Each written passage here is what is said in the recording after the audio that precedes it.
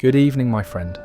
Tonight we're taking you back to 7th century China, into a time of lavish feasts, delicate poetry, and punishments designed to be remembered. But don't worry, nothing here is loud or abrupt. This won't jar you awake. These are soft-spoken, carefully woven stories designed to help you fall asleep. Let's begin. Ancient China, especially during the Warring States period and later the imperial dynasties, took execution seriously.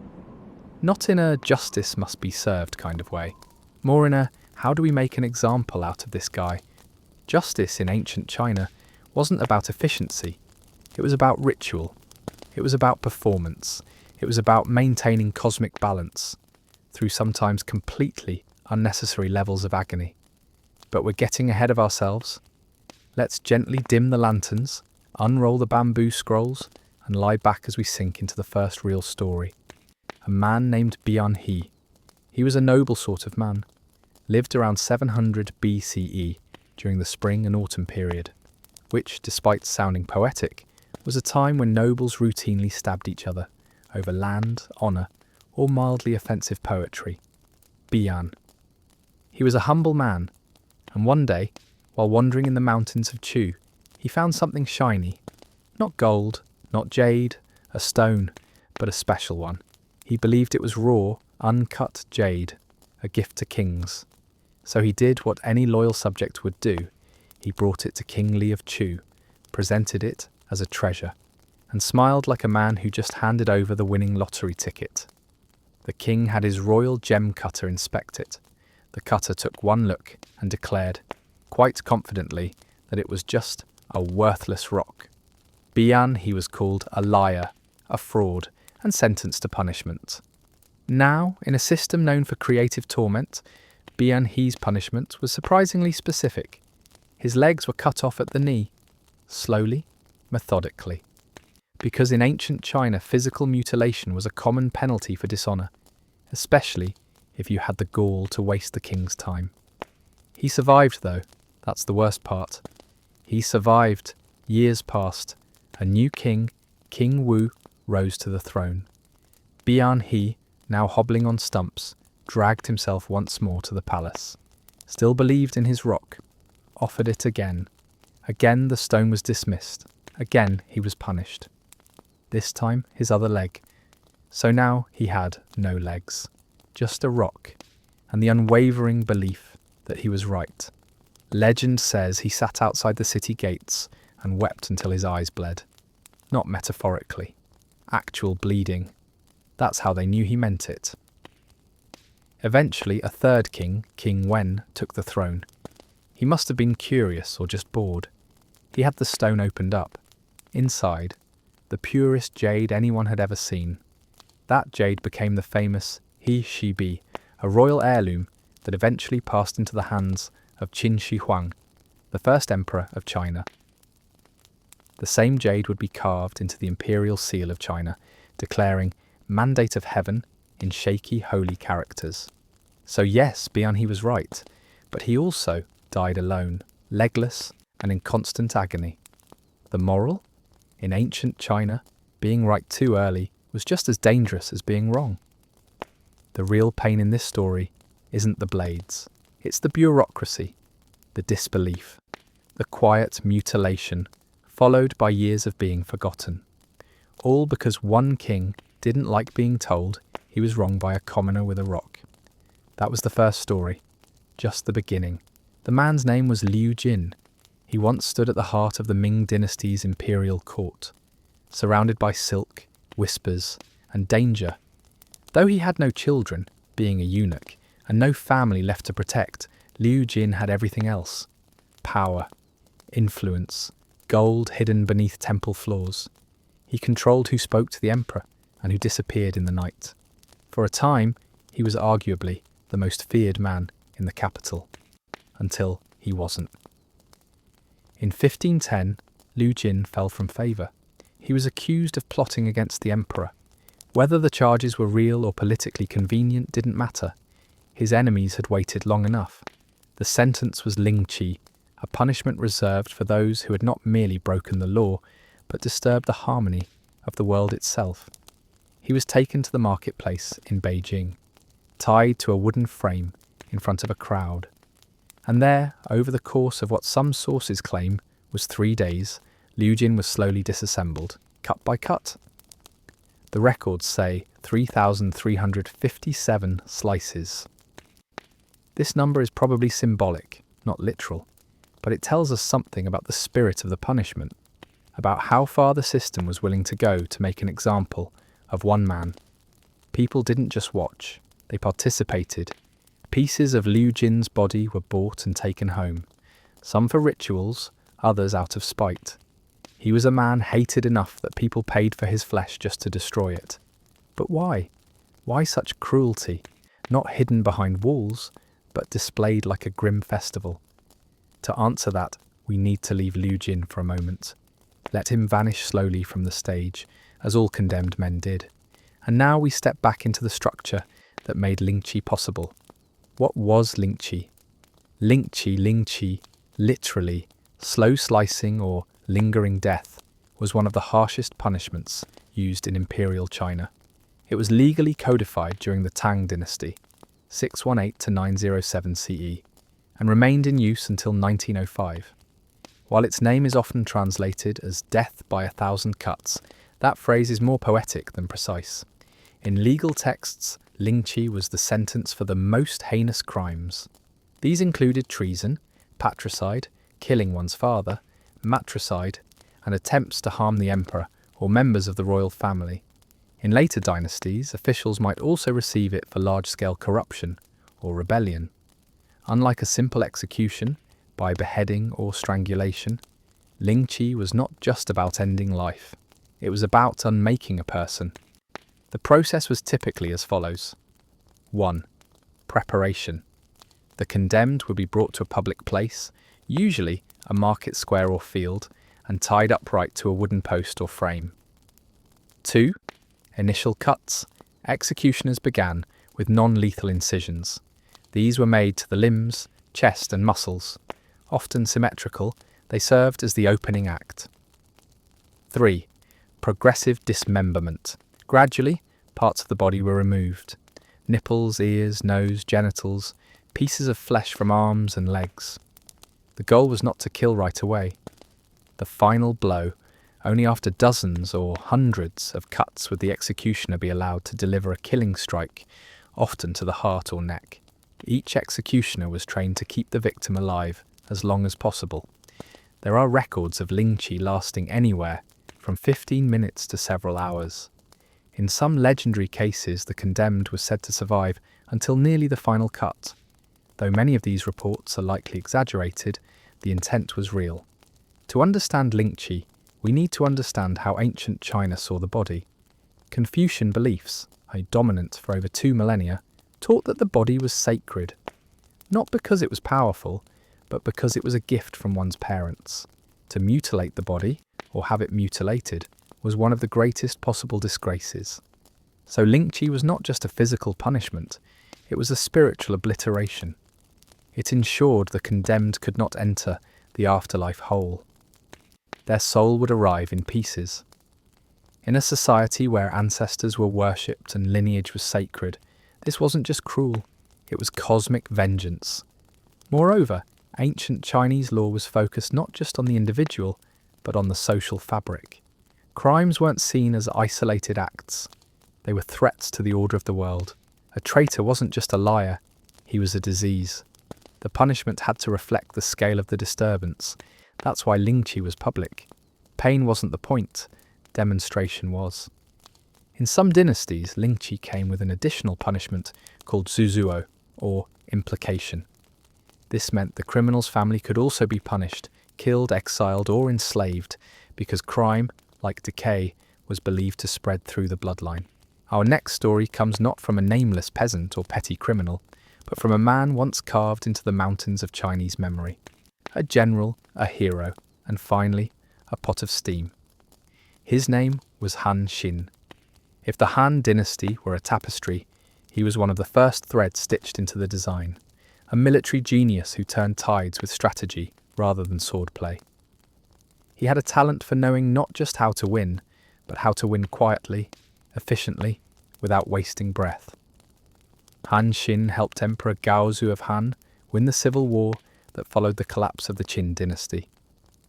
In another life, perhaps he would have been honoured forever. Statues, odes, incense offered at his shrine, but ancient China was not built for long gratitude. After Gaozu died, Empress Lu took the reins. She had no patience for independent power, and Han Xin, by this point, had more power than comfort allowed. He was demoted, then accused of plotting against the crown. There's no solid evidence that he did. But in dynastic politics, silence is guilt. Popularity is threat. Memory is liability. In 196 BCE, under the careful arrangement of Empress Lu, Han Xin was invited to a ceremonial rite. A quiet affair, small, dignified. It was a trap. When he arrived, palace guards closed the gates behind him. He was seized, stripped of his general's robes, bound like a criminal. He tried to protest, perhaps, or maybe he knew better than to speak. And then he was taken to the palace courtyard, where something unusual awaited. A ding, an enormous bronze cauldron, wide as a hut and deep enough to swallow a man. Normally a ding was used for ceremonial cooking, offerings to gods, ritual soups for ancestral spirits, but this one was filled with water. Beneath it, flames licked the bronze. They lowered Han Xin into the boiling vessel, alive. Accounts say he did not scream at first, that he held his breath, that the heat seared his legs before the rest of his body began to blister. Eventually, the pain surged beyond what the human mind could accommodate. His movements became frantic, then stopped. The lid was placed on top, and the flames continued until the water was still. His body was not buried, it was discarded. His name struck from records for a generation.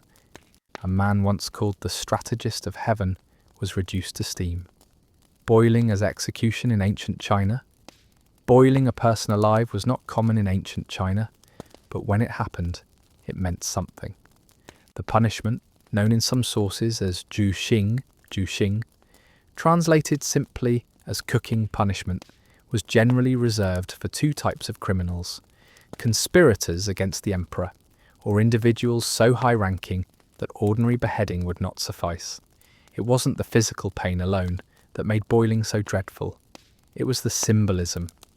The bronze vessel used to boil Han Xin was a ding, an object so important that ancient rulers were often ranked by how many dings they were allowed to possess. These were not cooking pots, they were political icons, massive, wide-bellied 3- or 4-legged cauldrons used in ancestral offerings, sacrifices and coronations. To be boiled in a ding was more than painful. It was a message: you are no longer a noble, you are an offering. The earliest records of ding-style executions date back to the Shang and Zhou periods, where kings and warlords sometimes used boiling as an extreme sentence for rebellion or treachery, but those were rare. Most people were executed with a blade or a rope. Boiling was theatrical. It required resources, setup, fuel, and a captive audience. It was never accidental, it was entirely planned. There's debate about whether the water was always boiling at the start, or whether the victim was placed in the vessel, and then the fire was lit underneath. Both methods appear in historical records, and both have their own cruel logic. In Han Xin's case, the vessel had been heating for hours. By the time he arrived, the water was likely already near boiling. The body, submerged limb by limb, would have suffered third-degree burns within seconds. Nerves flash burn, skin peels, the heart races. Then the muscles contract until movement is no longer possible. The sounds, whatever they were, would not have lasted long. Confucianism placed great value on bodily integrity. To destroy the body was to destroy a person's ancestral identity. This punishment didn't just end a life, it made the victim unrecognizable to the afterlife. An unclean death, one not easily mourned. Though records of Juxing are scarce compared to other forms of execution, its presence in elite punishments makes it notable. It tells us how ancient Chinese rulers understood death as a form of communication. Beheading says, "You have been removed." Boiling says, "You have been unmade." And sometimes, the unmaking was slow enough for everyone to watch. The Han dynasty would continue on. Empress Lu would eliminate other rivals with similar precision. But none as symbolically loaded as the general who had once built the empire's walls from dust and discipline, and ended up vanishing into steam. Just beyond the palace gates, in the same era, another punishment was being perfected. It did not involve slicing or boiling. It involved burial, not once but twice. And our next story begins in a pit of earth, beneath the Qin emperor's shadow, where scholars were buried alive for reading the wrong books. That brings us to a punishment not driven by fire or blades, but by ideology. A death that left no scars, no screams, only silence and soil. In 212 BCE, the first emperor of a unified China, Qin Shi Huang, ordered the execution of over 460 scholars. Their crime wasn't rebellion, it wasn't theft, it wasn't murder, it was remembering the past. These were mostly Confucian scholars, advisors, teachers, and intellectuals who held fast to the belief that rulers should act with virtue, restraint, and respect for tradition. Confucianism emphasized the importance of history. It valued moral guidance over law and reflection over fear. In short, it was the opposite of what Qin Shi Huang believed in. After unifying the warring states of China, the emperor adopted a strict legalist philosophy. Legalism argued that people were naturally selfish, and society could only function through a rigid system of laws enforced harshly. Rewards for obedience, punishment for disobedience, no exceptions. To Qin Shi Huang, the past was an obstacle. The more people looked back, the more they questioned his reforms. His court feared that old ideas would erode loyalty. So, in 213 BCE, he issued one of the most infamous orders in Chinese history, a nationwide book burning. All historical texts, philosophical writings, and poems unrelated to agriculture, medicine, or technical knowledge were to be destroyed. Only a few state-sanctioned copies were to be kept in the imperial archives. But the books weren't enough. In the following year, he turned to the people who had written, taught, and memorized those texts. He invited hundreds of scholars to the capital, Xianyang, under the pretense of honoring them. Once there, he accused them of spreading false ideas and slandering the present. The punishment was burial alive. They were taken outside the city, in groups, and placed in large trenches dug specifically for the purpose. There are no surviving eyewitness records, but later historians, like Sima Qian in the Records of the Grand Historian, wrote that these men were buried standing, packed into narrow earthen pits, before being covered in soil, gagged perhaps, bound certainly, dead within minutes or hours, depending on the execution method used. Qin Shi Huang wanted them forgotten. Their names were not preserved, their families were likely punished or silenced. And yet, this story survived. Qin Shi Huang's reign was marked by radical centralization. He abolished the old feudal system, standardized writing, currency, measurements, and axle widths. Yes, even the wheels of carts had to match. It was brilliant, effective, and terrifying. But none of that mattered to him as much as control over thought. He saw Confucianism, with its endless quoting of the past and moral critiques of leadership, as dangerous. Confucians didn't rebel with weapons, they rebelled with ideas. Legalism, which guided the Qin regime, saw history and independent thought as threats to order. It promoted strict punishment, strong rulers, and total obedience. There was no room for a diversity of opinions. The book burning was the first step. Destroy the records. The burial was the second. Destroy the memory. The execution of the scholars wasn't just meant to silence them. It was meant to terrify the rest of China's intellectuals into compliance. And it worked. For the rest of the Qin dynasty, which only lasted 15 years, there were no recorded large-scale intellectual uprisings. people conformed or vanished. Was the scholar burial real? This question has been debated. The story of the buried scholars comes primarily from Sima Qian, a historian writing during the Han Dynasty. Some modern historians argue that the number may have been exaggerated to make Qin Shi Huang look worse in hindsight, especially since the Han Dynasty, which followed, was deeply Confucian and had reason to vilify the legalists. But archaeological evidence, like the mass graves found near ancient Xianyang, suggests that large-scale executions of non-military individuals did happen under Qin rule. Whether the number was 460 or higher, the method of live burial was not unheard of in ancient China. Other records describe it being used against rebels, enemy soldiers, and criminals even during earlier periods. This was not a symbolic punishment, it was very real, and it aligned perfectly with the empire's strategy. Eliminate not just disobedience, but the possibility of remembrance. As you lie still tonight, consider this. In one moment of history, memory itself became a punishable offence. Men who spoke too much, remembered too clearly, or questioned too gently were not burned, but buried, intact, voiceless, and forgotten until history dug them back up. Back within the walls of the imperial court, however, silence didn't last forever. As later dynasties emerged, punishments took new forms, some just as cruel, but less silent. In the courts of the Tang dynasty, a new method began to appear, not as elaborate as boiling, not as final as burial, but deeply personal. Execution by slicing off the nose, ears, genitals, or removing the tongue.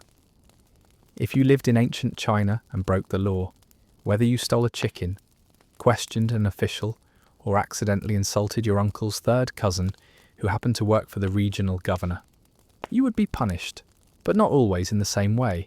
Punishments were carefully organised, graded, ranked, like an exam with very painful consequences. There were 5 main categories used in different dynasties, especially during the early periods. 1. Tattooing the face, simple, effective.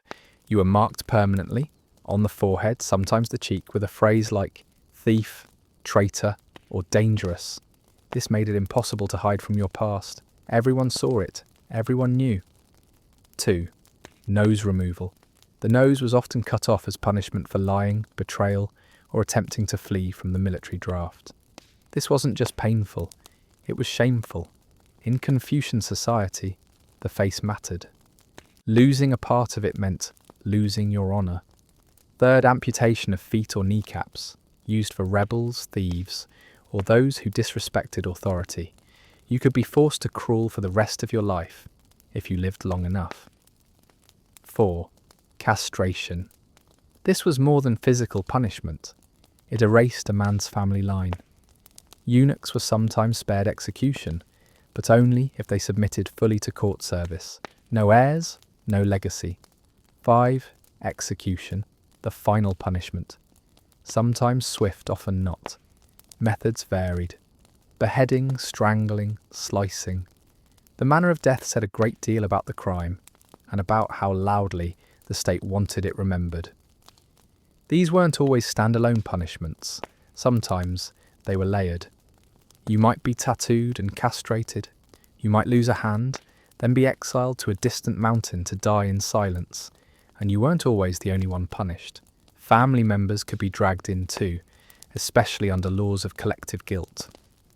Later dynasties developed more creative approaches. Forced suicide, popular among nobility and generals. You weren't executed, you were simply invited to take your own life, decline, and your family would suffer. Lingqi. We've covered this already.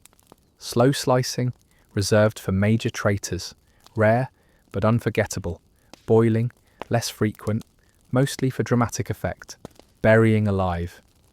Used symbolically, dangerous ideas disappeared beneath the earth, often without a name. Exile with branding. A burned symbol on your face or arm marked you forever. You might be sent to a frontier town, expected to serve as a labourer until death. Sometimes this was considered merciful. The kange. A wooden collar, huge, heavy, humiliating. You'd wear it in public, unable to lie down, barely able to eat. It wasn't lethal, it just made you wish it was. Public beatings, bamboo rods, wooden sticks, iron rods, each with different levels of severity. Beatings could range from 10 strikes to several hundred. Death from internal bleeding wasn't uncommon. Tattooed exile. After punishment, you'd be sent to the far corners of the empire. Inner Mongolia, desert outposts, or swampy farmlands. People rarely came back. Even minor crimes could attract permanent damage. A stolen coin might earn you 10 lashes.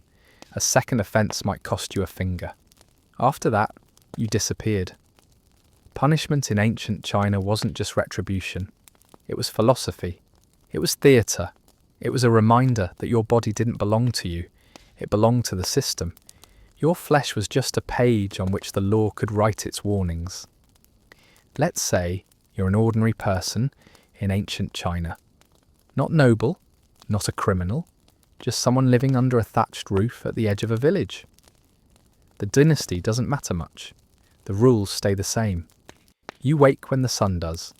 You sleep when the insects begin their slow clicking chorus. You don't read, most people don't, but you remember things. Passed down stories, old rules, faces and favours.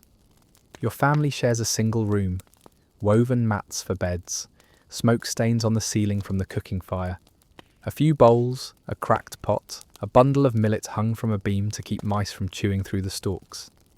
You don't complain. There's no one to complain to.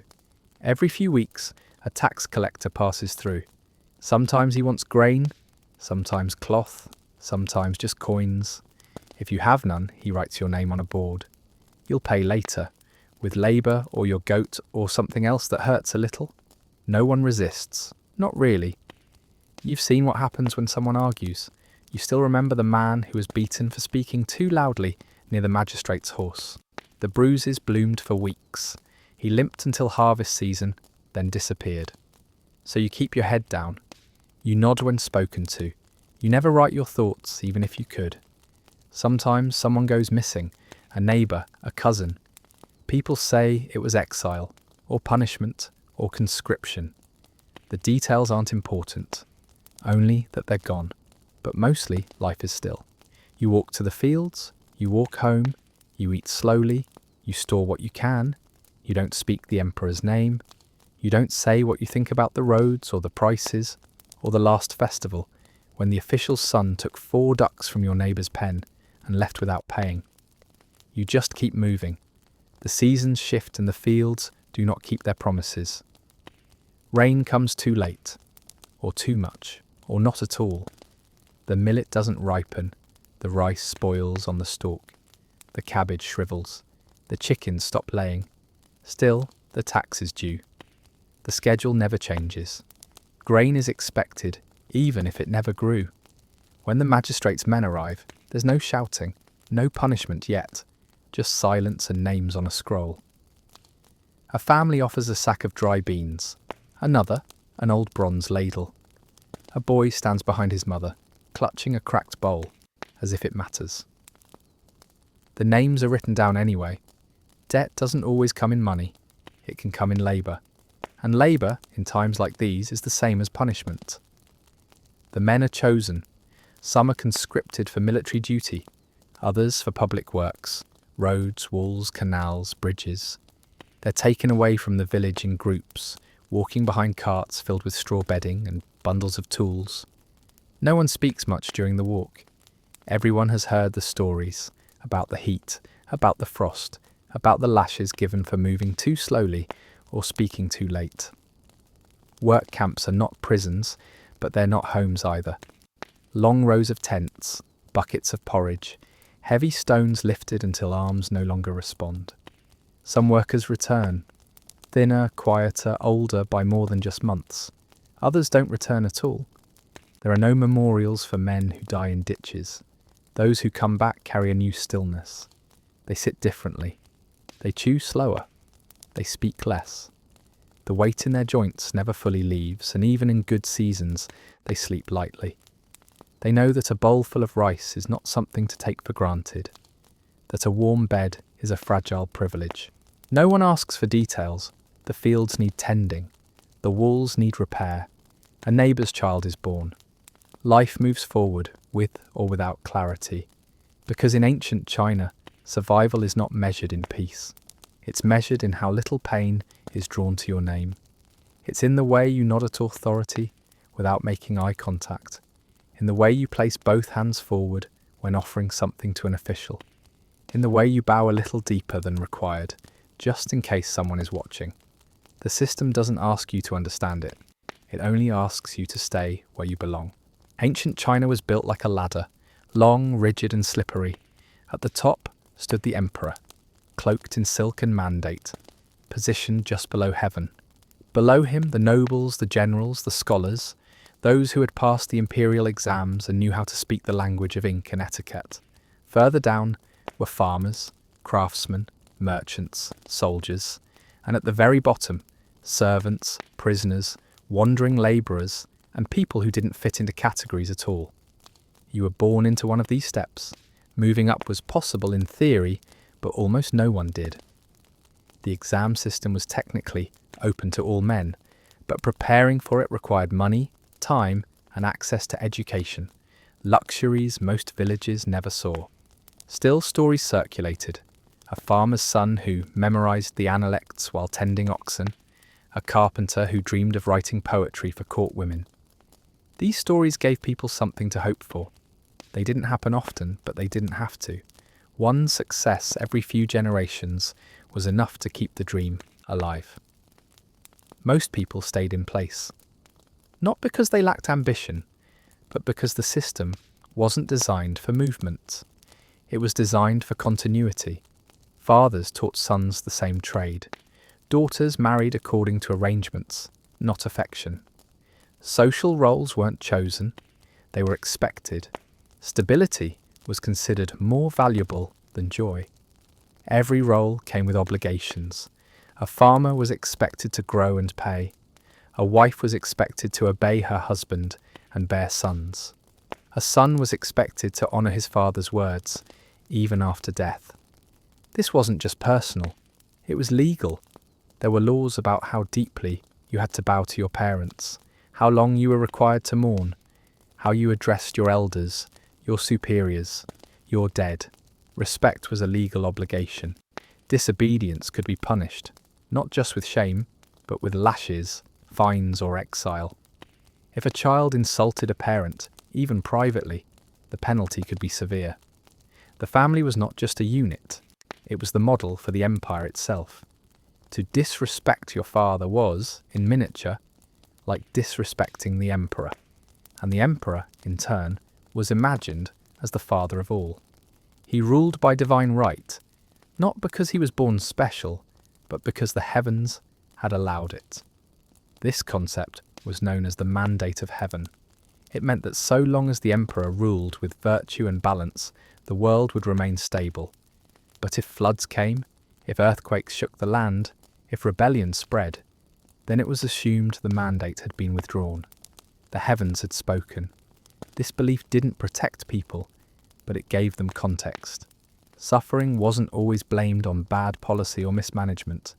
Sometimes it was fate, or cosmic correction, or punishment for an empire drifting too far from its moral axis.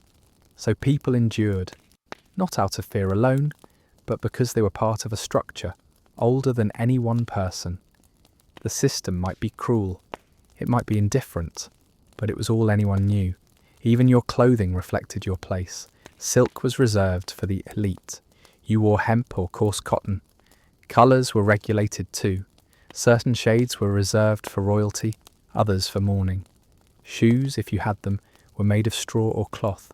Hair was grown long and often tied according to age, gender and status. It was not a style, it was a signal, a code.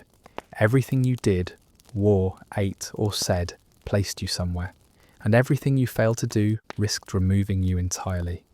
You ate what the land gave you. That was the first rule of staying alive. Not everyone had choices, but most had routines. Millet in the north, rice in the south, sorghum in drought years, a bowl of congee if you were lucky, a cold yam if you weren't.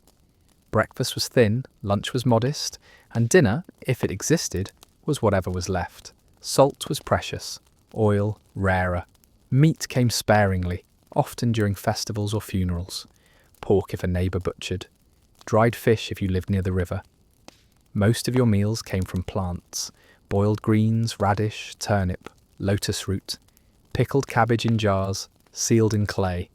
Garlic not for flavour, but to chase off illness. Ginger, the same. Tea was boiled with leaves from scrappy bushes, bitter and sharp. If it grew wild, you used it. If it was gifted, you saved it.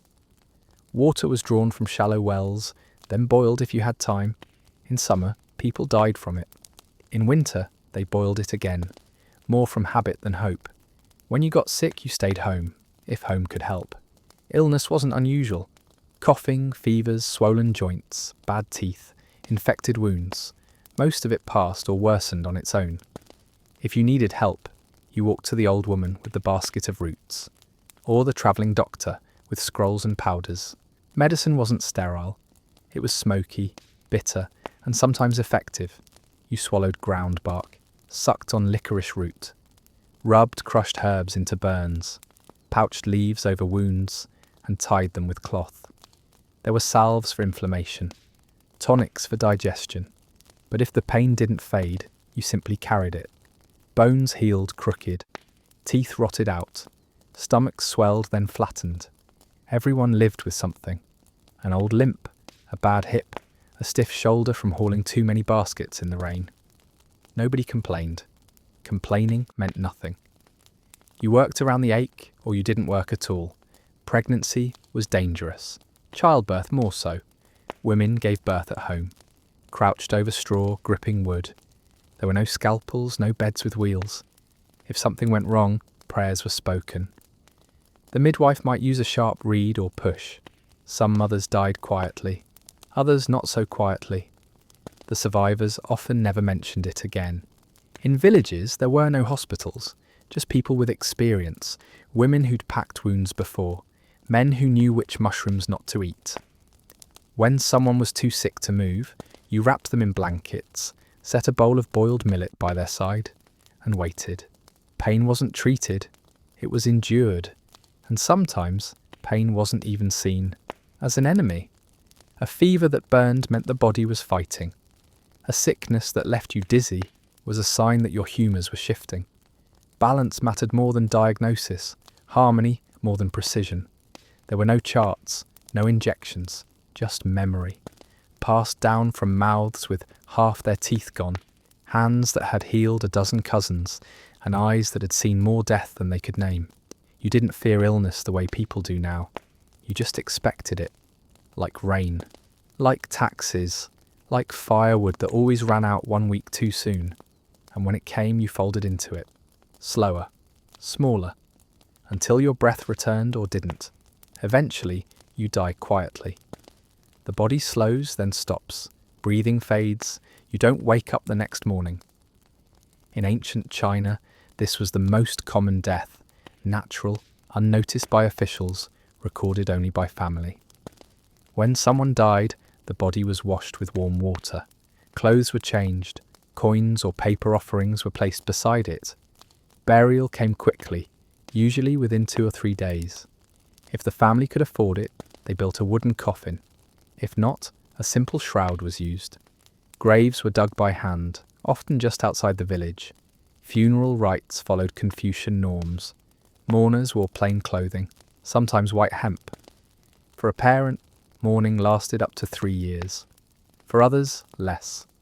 The spirit of the dead was honoured at an ancestral shrine. Food offerings were placed during festivals. Names were written on wooden tablets and kept in the family hall. To be remembered was essential. If a person died without ritual, they were said to become a restless ghost. There were no hospitals, no embalming, no tombstones unless you were wealthy. Most graves were marked by stone piles or trees. Over time, the earth took everything back, and so you returned to the soil. Your name is spoken once a year. Bowls of rice are left on the altar. You become part of memory, not dramatic, not forgotten, just woven quietly into the cycle of life that continues without you. In ancient China, death was not a break in the cycle, it was a transition within a tightly structured worldview. The living and the dead remained connected through rituals, names, offerings, and memory. The family did not merely grieve, it fulfilled obligations. Mourning was regulated. It had rules: who mourned, how long, what they wore, what they ate, how they spoke. Mourning for a parent required up to 3 years of abstention from pleasures. Government officials in mourning were expected to resign or refuse promotions during that period. Lesser mourning periods, 9 months, 5 months, or 3, were assigned for less direct relatives, all according to strict Confucian guidelines. Death rituals were part of a broader system of ancestral veneration. Ancestors were believed to have influence over the fortune of the living. Their spirits had to be cared for, with incense, food offerings, and seasonal observances. Forgetting the dead was seen not only as neglect, it was dangerous. A restless spirit could bring sickness, bad harvests, or social misfortune. Graves were marked if the family had means. Wealthier families commissioned stone tablets with inscriptions. Tombs might be sealed with bricks and lined with possessions meant to accompany the dead in the afterlife. Shoes, clothes, food, tools, and in some cases models of servants or animals made of clay or wood. These were symbolic, substitutes for what used to be real, like in earlier dynasties when servants were buried alive with rulers. The idea of the afterlife varied between regions and dynasties.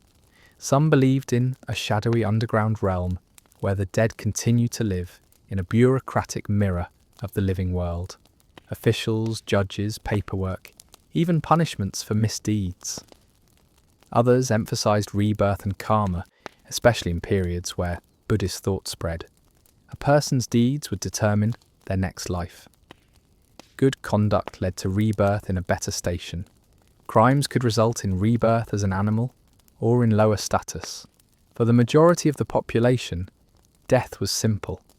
There were no elaborate tombs, no grave goods, just a grave, a name remembered, and a bowl of rice left at the foot of a tree on festival days.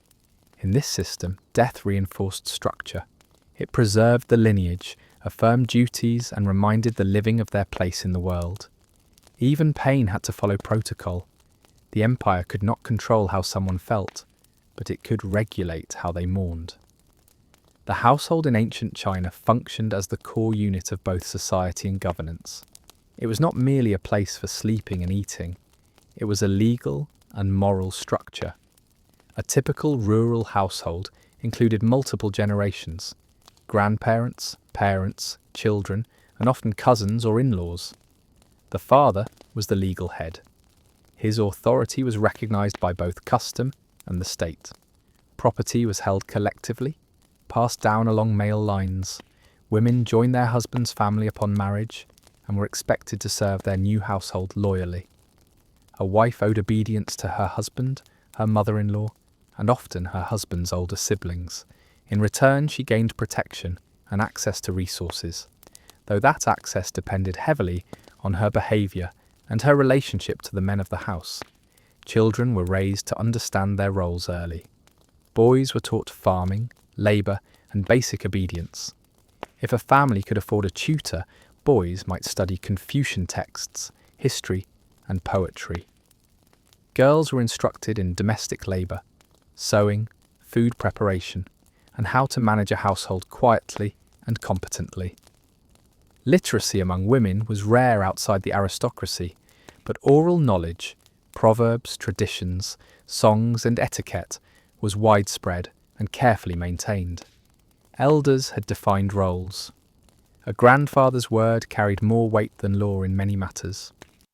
Older women, particularly widows, often assumed quiet authority within the household. They oversaw rituals, helped arrange marriages, and managed discipline in the absence of younger men. Disputes were handled internally, Appealing to outside authorities was discouraged and often seen as shameful. If a family conflict reached the magistrate, it usually meant the household had already lost control of itself. Obligations within the home extended outward during festivals and harvest seasons. Families were expected to participate in collective rituals, offer tributes at ancestral tombs, and contribute to communal maintenance, irrigation, ditches, village walls, bridges. The household was never isolated. It existed inside a mesh of responsibility, expectation, and surveillance from both neighbours and local officials. Marriage, inheritance, and birth were all tightly regulated. Marriage contracts were negotiated between families, with matches arranged to secure alliances, labour, or social status. Inheritance typically followed a primogeniture system, where the eldest son received a larger share of land and assets. Younger sons received portions or were expected to serve the elder's household. Daughters were excluded from property rights and were often sent off with dowries, consisting of textiles, utensils, or livestock. Social mobility within the family structure was limited. A man could raise his family's standing by passing the civil service exam, but this was rare. In most cases, family status remained stable over generations, reinforced by rigid expectations and a deeply ingrained belief in hierarchy. The household was not just where one lived, it was where one learned obedience, absorbed social norms, honoured the past, and accepted one's position. It was the smallest form of the state, and yet it carried the weight of the entire empire within its walls. Within that framework, labour was constant. Each member of the household had a role, and that role was expected to begin in childhood and end only in death. Men worked the fields, dug ditches, repaired roofs, built fences, and carried water. Women wove cloth, fermented vegetables, raised children, and managed supplies. The division was strict but unspoken, rarely challenged and rarely escaped. Tools were simple: iron hoes, stone weights, sickles, baskets. Most tools were inherited. Repairs were made using spare rope, bone pins, or melted copper when it could be spared. Technology did exist: pulleys, levers, ploughs, but only in better supplied areas. The average household used whatever was local, familiar, and repairable without cost. Time was measured by task. There were no clocks. A day was divided by light and by rhythm. Plant at sunrise, break at midday, sweep the floor when the chickens returned to roost. The seasons dictated everything. Spring was for planting, summer was for tending, autumn was for harvest, winter was for storing and waiting. Each cycle was repeated until the body could no longer perform it. Food was both fuel and responsibility. Grains were rationed carefully. Storage pots were checked daily. Spoilage was watched like illness. Meals were eaten in silence unless guests were present. Leftovers were rare and reused. Famine never felt far away. Even in good years, there was a quiet awareness that the margin between survival and ruin was one bad rain away. The household rarely functioned in isolation. Local networks tied one family to dozens of others. Weddings, funerals, irrigation schedules, livestock loans, and tax burdens created webs of obligation. Gossip served as informal law enforcement. If someone failed to meet their duties, the rest of the community noticed before the state ever had to intervene. Records were kept at the local level: grain owed, labour due, sons counted, widows registered. The household's stability determined its value in the eyes of the state. A well-run household meant tax compliance, military recruits, and social quiet. A troubled one, especially one without a male head, became a concern to be corrected, absorbed, or ignored. And so the rhythms continued. Generations passed. Names were recorded and replaced. Nothing changed quickly, and yet nothing stood still. Each household endured by conforming, maintaining balance, and understanding that to step out of rhythm was to invite collapse. The structure held not through fear alone, but through habit, deep, repetitive, and lifelong. Each household endured by conforming, maintaining balance, and understanding that to step out of rhythm was to invite collapse. The structure held not through fear alone, but through habit, deep, repetitive, and lifelong. But habit couldn't protect a family from disaster. One accusation, true or false, could unravel everything. In ancient China, slander was a political weapon, and public suspicion could carry more weight than evidence. If someone claimed your family hoarded grain during a bad harvest, even without proof, the accusation was enough to summon a formal investigation. Your property might be searched, your neighbours questioned, your silence interpreted as guilt. Denunciation was common during periods of instability. In times of famine, civil unrest, or regime change, people turned each other in to protect themselves, to settle old debts, or simply because it was expected. There were entire policies built around informants. Some dynasties offered rewards, silver, tax exemptions, or public titles for those who exposed tax cheats, illegal salt traders, or seditious talk. And what counted as seditious was fluid. Speaking poorly of an imperial edict, laughing at the wrong time in front of a local official, owning a book with a missing title page, even discussing a former dynasty too fondly. These weren't crimes of violence, they were crimes of thought, and the punishment was often severe. Families sometimes destroyed their own books during regime shifts, burning poetry, records, and ancestral stories to avoid being caught with the wrong version of history. Households buried documents in sealed jars or sunk scrolls into wells, but hiding knowledge came with its own risks. If discovered, it was treated as evidence of conspiracy. One of the most feared punishments was collective sentencing. If one member of a household was found guilty of a capital offence, the punishment could extend to their spouse, children, siblings, and sometimes even servants. Under some emperors, this extended across 9 generations. Entire lineages erased for the actions of a single person. This threat wasn't theoretical. Records exist of villages emptied because a scholar wrote the wrong phrase in a commentary, a poem misinterpreted, a joke written into a letter, whole branches of families executed or enslaved. Not for rebellion, but for words. In this environment, silence became a skill. Memory was dangerous. Public ignorance, especially of history and philosophy, became a form of safety. Those who survived longest were often those who said the least, asked nothing, and burned their father's books before the magistrates came looking. For a long time, history has been framed as a straight path, from fire to farming, from swords to cities, from superstition to science. But the truth is messier. Ancient civilizations weren't stepping stones on the way to something modern. They were complete worlds of their own, filled with brilliance, cruelty, failure, and ideas far ahead of their time. Ancient China was one of those worlds. It spanned millennia, dynasties, philosophies, and revolts. It gave us writing systems still used today, food that crossed continents, and inventions that shaped life long before Europe knew they existed. And while its punishments and politics were often brutal, its thinkers were precise, curious, and astonishingly inventive. From this point forward, we'll take a break from stories of pain and structure. We'll explore facts, surprising and sometimes quietly unbelievable facts, that reveal just how complex and strange ancient China really was. Some involve forgotten geniuses, some describe technology that shouldn't have existed yet. Others are quiet details, strange laws, or ancient habits that change the world silently.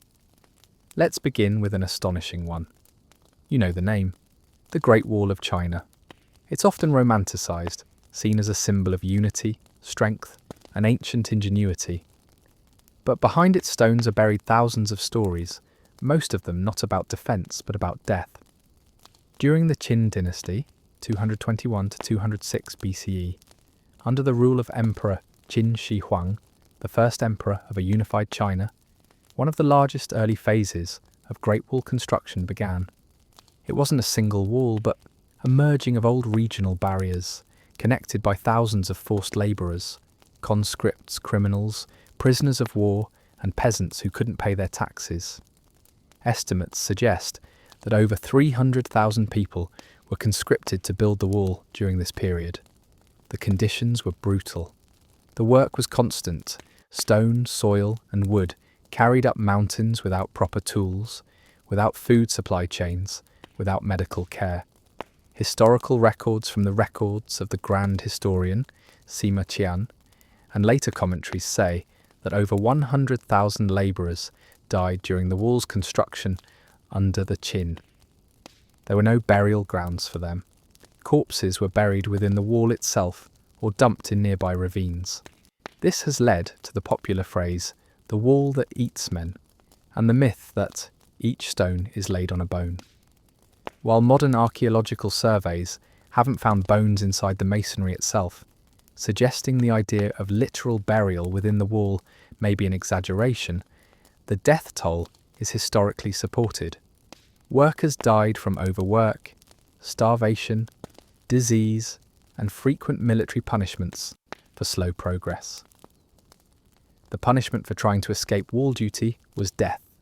The punishment for slowing down was public beating or execution. Families of workers were taxed during their absence. Wives were left widowed with no compensation. And all of it, every stone lifted, every hand calloused, every life extinguished, was done in the name of order and permanence. Qin Shi Huang was obsessed with unification, of roads, weights, language, currency, and borders. The wall was not just a defence, it was an imperial boundary, a psychological line, an architectural declaration that said, this is where the emperor ends and the world begins. But it cost lives, more than any single battle he ever fought. In the end, even Qin Shi Huang didn't live to see the wall completed. He died in secret during a tour of his empire. His death was hidden by his officials for weeks, so they could avoid chaos and secure succession, while his body rotted in a carriage full of fish to mask the smell. The empire he built collapsed 4 years later. The wall remained. In 213 BCE, during the peak of Qin Shi Huang's rule, China's first emperor ordered one of the most devastating acts of cultural destruction in world history, the burning of books. He wanted to erase the past. The imperial court, led by the Chancellor Li Si, declared that all philosophical texts not aligned with the legalist doctrine were to be destroyed. Confucian works, historical records from rival states, classical poetry, and even texts on astronomy and ethics were thrown into flames. Only books on farming, medicine, and statecraft were allowed to survive. This wasn't superstition, it was strategy. The goal was ideological control. The fewer ideas people had, the easier they were to govern. But the burning of books was only the beginning. The next year, in 212 BCE, Qin Shi Huang escalated the campaign by targeting the people who held those ideas. According to Sima Qian's records of the Grand Historian, 460 Confucian scholars were buried alive outside the capital of Xianyang. Their crime, spreading old philosophies and criticizing the emperor's reforms. Some historians argue the number may have been exaggerated. Others say it may have been even higher. What is agreed upon is that a mass execution occurred, targeting scholars, teachers, and anyone associated with ancient history or moral philosophy. There were no trials, no appeals. Men were taken at night, forced into trenches covered with dirt. In some accounts, they were made to dig their own graves. This event, sometimes referred to as the burial of the scholars, became a symbol of authoritarian control in Chinese memory for centuries. Later dynasties, particularly the Confucian-leaning Han, cited it as evidence of the Qin's moral bankruptcy. It was often recounted not just as a horror, but as a cautionary tale of what happens when a ruler fears knowledge. And yet, for a brief time, it worked. With books destroyed and scholars gone, the Qin regime operated in near total silence. There was no open criticism, no public contradiction. For a few years, only the emperor's voice echoed across the land, but the silence didn't last. The Qin dynasty fell just 4 years after Qin Shi Huang's death. and with its fall, Confucianism surged back. Surviving texts were recopied from memory, new schools opened, statues were built to honour the buried, and the story of the book burnings and scholar executions was taught for centuries. In the early 7th century, during the Tang dynasty, one woman rose from concubine to empress and ruled China with a hand so ruthless, her name still divides historians. Her name was Wu Zetian. She was the first and only woman to rule China as emperor in her own name, and she secured power in a court built entirely to keep women silent. But Wu Zetian was not silent. She was methodical, intelligent, and unrelenting. To rise, she had to eliminate threats, especially other women. Historical accounts record that before she became empress, Wu Zetian entered the palace as a low-ranking concubine of Emperor Taizong. After his death, she joined the harem of his son, Emperor Gaozong. There she gained his trust, and then his power. But first she had to deal with Empress Wang and consort Xiao, her senior rivals. According to the Old Book of Tang and the Ziji Tongjian, Comprehensive Mirror in Aid of Governance, Wu Zetian accused both women of witchcraft and infanticide. After convincing the emperor to depose them, she had them imprisoned and brutally tortured. Then came the executions. One account claims Wu Zetian ordered the women's hands and feet cut off, their tongues removed, and their bodies boiled alive in large vats, an imperial punishment rarely used, and typically reserved for traitors of the highest offence. Another version, more often cited by court historians, simply states they were punished to death, a vague phrase that hides cruelty beneath bureaucratic language. But even conservative records agree. Both women died slowly, and Wu Zetian's political path was cleared. Once she became empress, her actions became even bolder. She created a secret police, a sprawling internal network that monitored officials, nobles, and military leaders for disloyalty. Accusations, real or fabricated, were common. Torture became a routine tool of interrogation. Bodies disappeared. Families were punished alongside their accused. She rewrote genealogies, promoted women in court, and even changed the characters used in official writing to assert her ideological vision. But her rule wasn't chaos. Under her leadership, China's bureaucracy grew more efficient, its economy strengthened, and the imperial examination system, meant to promote officials by merit, was expanded. She was brutal, she was brilliant, and she was the emperor. There were no holy texts, no prophets, no priests, just patterns, drought, invasion, uprising, and behind it all the belief that heaven had made its decision. But the mandate of heaven didn't operate through votes or laws. It operated through consequences. If a city flooded and the emperor raised taxes anyway, that wasn't just cruelty, it was cosmic arrogance. If crops failed and the palace still held feasts, the people didn't just starve, they saw it as a sign. And once enough signs gathered, it didn't take much to start a revolt. Even emperors feared it. They commissioned omens reports, hired astrologers, made public sacrifices after eclipses. When locusts swarmed, they ordered grain released from reserves. Not always to help, but to be seen helping. Because once people believed heaven had turned its back, armies followed. And yet, the mandate didn't promise justice. A cruel ruler could hold power for decades if the rains came on time. A kind one could fall after a single bad harvest. Heaven, in this view, didn't reward virtue. It rewarded stability. Cosmic order didn't care about good or evil. It cared about balance. In this way, the mandate of heaven wasn't a comfort. It was a tension. A sword hanging above the throne. A silent reminder that power must produce results, or it would be given to someone else. The mandate of heaven may have crowned emperors, but its voice was not heard in court. It was heard in the sky, the soil, the bones. For ordinary people, heaven's will was not abstract. It was immediate. A failed crop, a late frost, the sudden death of a healthy ox. These were not coincidences. They were signals. Most people could not read, but they could read the world. A village that suffered back-to-back floods might blame the local magistrate, not for bad management, but for angering heaven. A family that experienced 3 funerals in a single season might suspect a forgotten ancestor, improperly buried or unhonoured. If a strange comet appeared in the night sky, some people stayed indoors for weeks, refusing to speak certain words aloud. The line between religion, nature, and policy was thin. To sin against the social order was to invite divine punishment, not just for yourself, but for everyone nearby. This was why morality was often public. Filial piety wasn't just about kindness to parents. It was about keeping the household aligned with cosmic favour. A disobedient son could, in theory, bring misfortune upon the village. A corrupt official might bring drought. A woman accused of unclean behaviour could be blamed for a miscarriage or stillbirth on the same street. These associations weren't officially endorsed by law, but they didn't need to be. They were believed. And when belief is collective, it functions like law.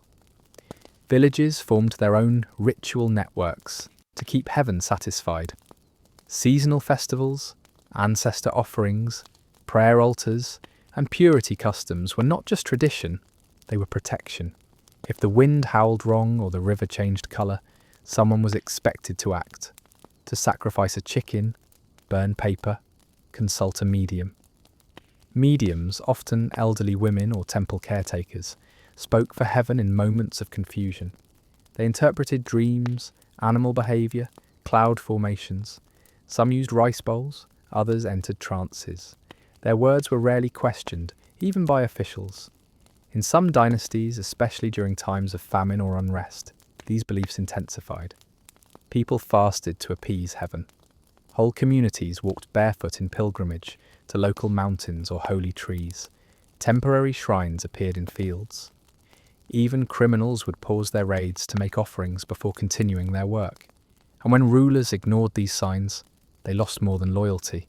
They lost narrative. The worst thing an emperor could do was act as if nothing were wrong.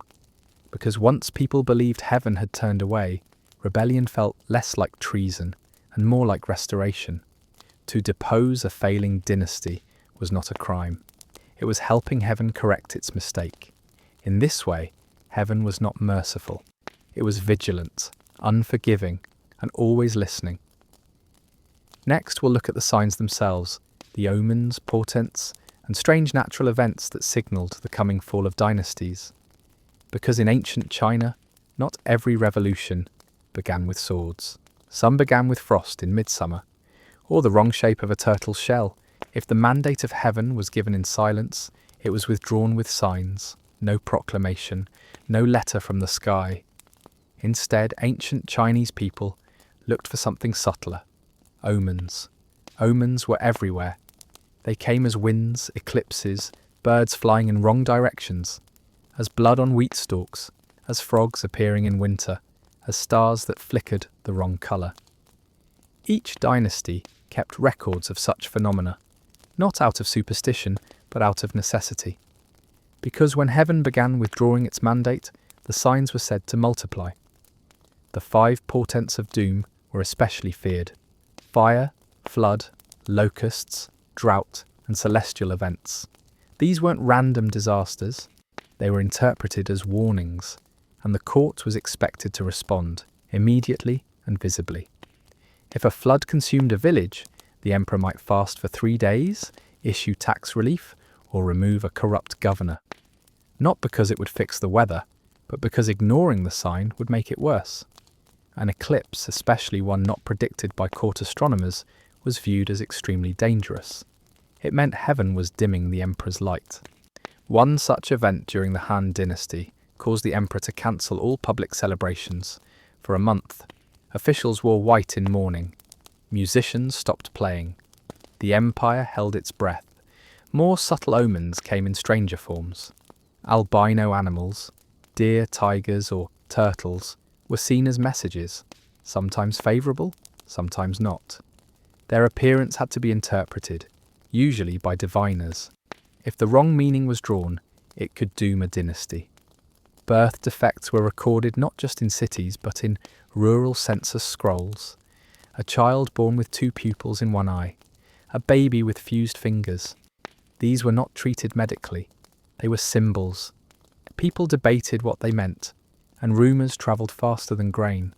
Some emperors attempted to suppress omens entirely. They punished diviners who reported bad news. They banned the publication of astronomical observations. But the signs didn't stop, and neither did the gossip. One late Ming emperor reportedly refused to acknowledge a series of bad omens, including a citywide hailstorm in midsummer and a comet that lingered for nights.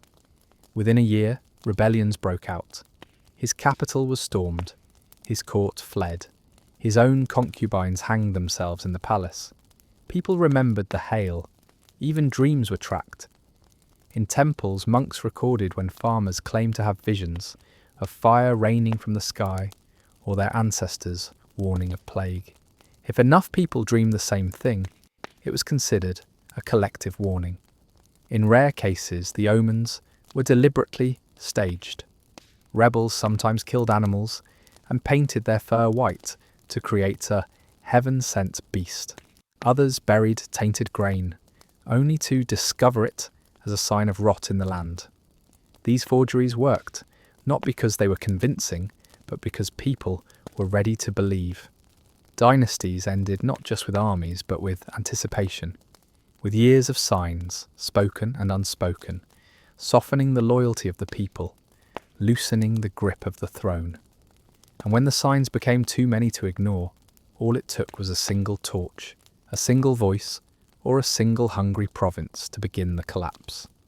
In a world of empires, edicts, and endless labour, one idea sat like still water beneath it all. The idea that the most powerful thing you can do is nothing at all. This was Wu Wei, a core concept of Taoism, and one of the most misunderstood principles in Chinese thought. Wu Wei doesn't mean laziness, it doesn't mean apathy, and it doesn't mean sitting in the mud until you rot. It means acting in accordance with the natural flow of the world without forcing it. To practice Wu Wei is to stop pushing. It is to stop treating every problem like a nail for your hammer. It's to recognize that most things, water, trees, people, even states, grow best when left alone. In the Tao Te Ching, the foundational Taoist text attributed to Laozi, it is said, "The highest virtue is like water. Water benefits all things, and does not compete. It dwells in places the masses disdain. Thus, it is close to the way." Water was the perfect metaphor. It flows around obstacles. It takes no shape of its own, but fills every shape it's given. It wears down stone not by force, but by time. It nourishes without demand. And when it moves with complete alignment to its surroundings. This was Wu Wei. In politics, it meant a ruler should not micromanage. The best ruler was the one whose people barely knew he existed. Taoist thinkers warned that too many laws created confusion, too much control bred resistance, and too much effort led to unnatural outcomes. A famous quote from the Zhuangzi, another foundational Taoist text, says, "To govern by interference is to stir muddy water, but if you do not interfere, the water will clear on its own." This was not advice for emperors alone, it was for everyone. Farmers were told, plant, wait, and trust the season. Parents, raise children by setting example, not by domination. Scholars, study deeply, but let meaning arise without squeezing it. Soldiers, fight only when retreat is worse. Healers, treat the root, not just the wound. Wu Wei required attention, not action, a deep sensitivity to time, place and rhythm. You didn't build order, you discovered it, like a path in the forest revealed only by not running. This was in direct tension with Confucianism, which emphasized duty, ritual, correction, and discipline. Taoism had no such urgency. If Confucianism was a carefully tended garden, Taoism was a wild mountainside. And yet, Wu Wei wasn't passive. It could move, but only when movement was fully aligned with the situation. It didn't mean never act. It meant act without force. A perfectly placed nudge instead of a shove. The archer who waits for the breath to settle. The strategist who wins a war by never engaging in battle. To a world obsessed with authority, Wu Wei offered a challenge. What if control was the source of the chaos? Some emperors, especially in the Han and Tang dynasties, experimented with Taoist governance, reduced taxes, fewer mandates, quiet courts, and for a time it worked. The people rested, the empire breathed, but Wu Wei had a weakness. It was hard to measure. You can't count how much nothing you're doing. You can't build monuments to non-interference. And so, inevitably, the old patterns returned. Rulers ruled harder. Officials interfered. Laws grew. And Taoism retreated to the mountains again. There in temples carved into cliffs, monks practiced Wu Wei in silence. They watched rivers, studied clouds, laughed at birds stealing grain from the offering bowls. They understood that sometimes the greatest wisdom lies not in action, but in stillness. The next concept is yin and yang, perhaps the most widely recognized and most often misunderstood idea from ancient Chinese thought. Today, it's seen everywhere, in martial arts logos, wellness packaging, pop philosophy books. But in ancient China, it was not a symbol of balance alone. It was a fundamental theory of reality. Everything that moved, changed, grew, decayed, healed, or died was explained through the shifting tension of yin and yang. Yin and yang are not good and evil. They are not man and woman, not light and dark in the Western moral sense. They are complementary forces, not opposites in conflict, but partners in motion. Yin is shade, rest, stillness, softness, the moon, water, winter, the inner. Yang is light, action, heat, firmness, the sun, fire, summer, the outer. Yin is not weak, yang is not dominant. Neither is complete without the other. The concept emerged from pre-Han cosmology, refined during the Warring States period, and expanded through Taoist and medical texts. It was used not just to describe nature, but to understand the body, society, weather, medicine, music, government, even architecture.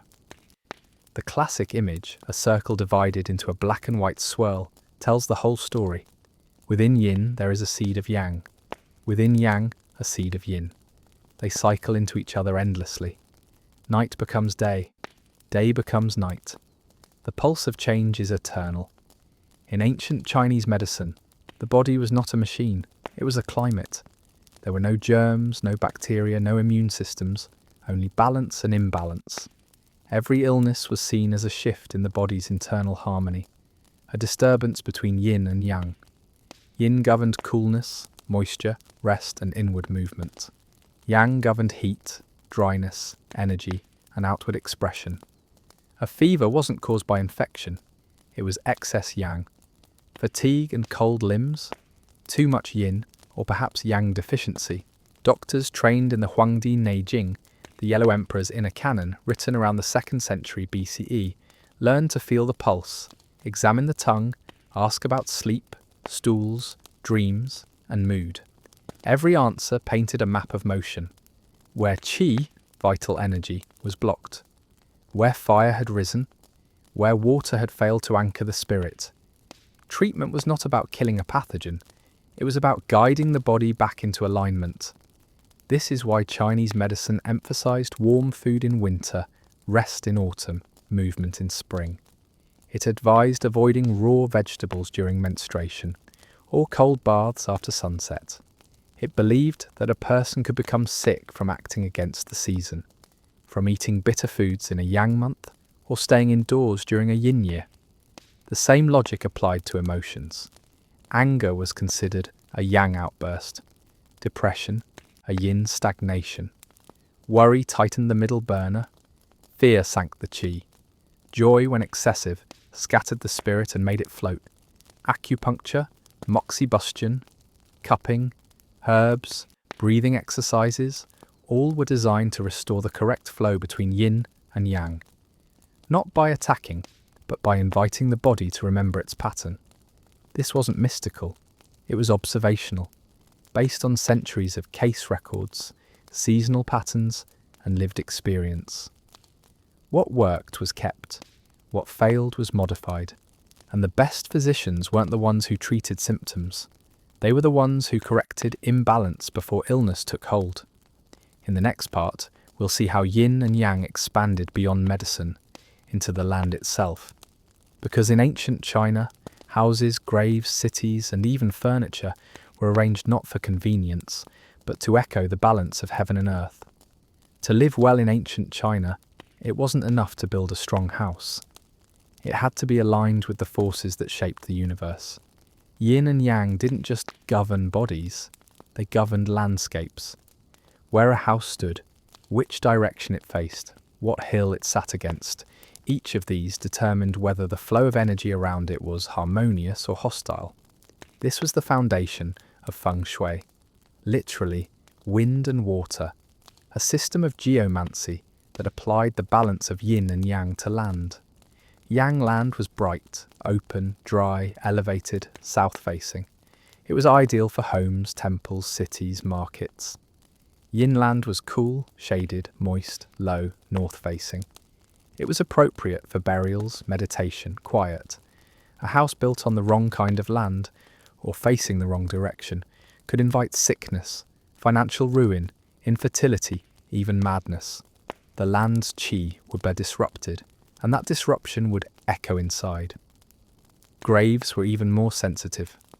Ancestral tombs were chosen with care, on gently sloping hills, with a mountain at the back for strength and a stream at the front for life flow.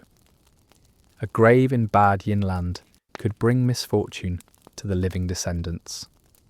Children might fail their exams. Daughters might remain unmarried. Harvests might rot early. To fix it, the bones might be exhumed and reburied. Tombs had to breathe with the land. City planners followed the same principles. The imperial city in Chang'an was arranged so the emperor's palace sat in the north, facing south, a position of yang authority. Major roads ran straight to let qi flow cleanly.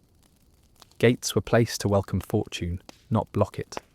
Markets were built near water sources, but never in shadow. Entire city walls were shaped not just for defence but for balance. Even inside homes, furniture was arranged with yin and yang in mind. The stove, fire, yang, should not face the bed. The main door should not directly face the back door, or qi would rush through too quickly. Mirrors were placed to reflect harmful energy. Corners were softened.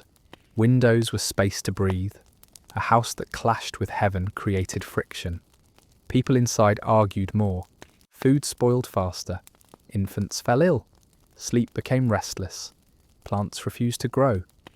Taoist monks and feng shui masters were called to assess, advise, sometimes rebuild. They read the compass, observed the stars, walked the perimeter in silence. Sometimes they changed nothing, only rearranged what already existed. The next concept is wuxing, the 5 elements: wood, fire, earth, metal, and water. Unlike the classical Greek elements, these were not substances. They were phases, patterns of transformation. Movements, behaviours, relationships. Each one was dynamic, associated with a season, a direction, an organ, a colour, a taste, a sound. Everything moved in cycles, creation and control. Wood fed fire. Fire produced earth, ash. Earth bore metal. Metal enriched water. Water nourished wood. That was the generative cycle, the wheel of growth. But there was also a destructive cycle. Wood broke earth like roots cracking soil. Earth absorbed water. Water doused fire. Fire melted metal. Metal cut wood. This wasn't chaos, it was regulation. A cosmic system of checks and balances. Doctors used it to explain the body. Generals used it to plan battles. Farmers timed planting by it. Emperors framed dynastic succession around it. Each element ruled an organ. Wood, liver; fire, heart; earth, spleen; metal, lungs; water, kidneys. A pulse too strong in the liver might indicate overactive wood. A pale tongue might mean weakened fire. An imbalance in one element could affect the entire cycle. Treatment aimed not at the symptom, but the structure behind it. The 5 elements were also used to explain personality.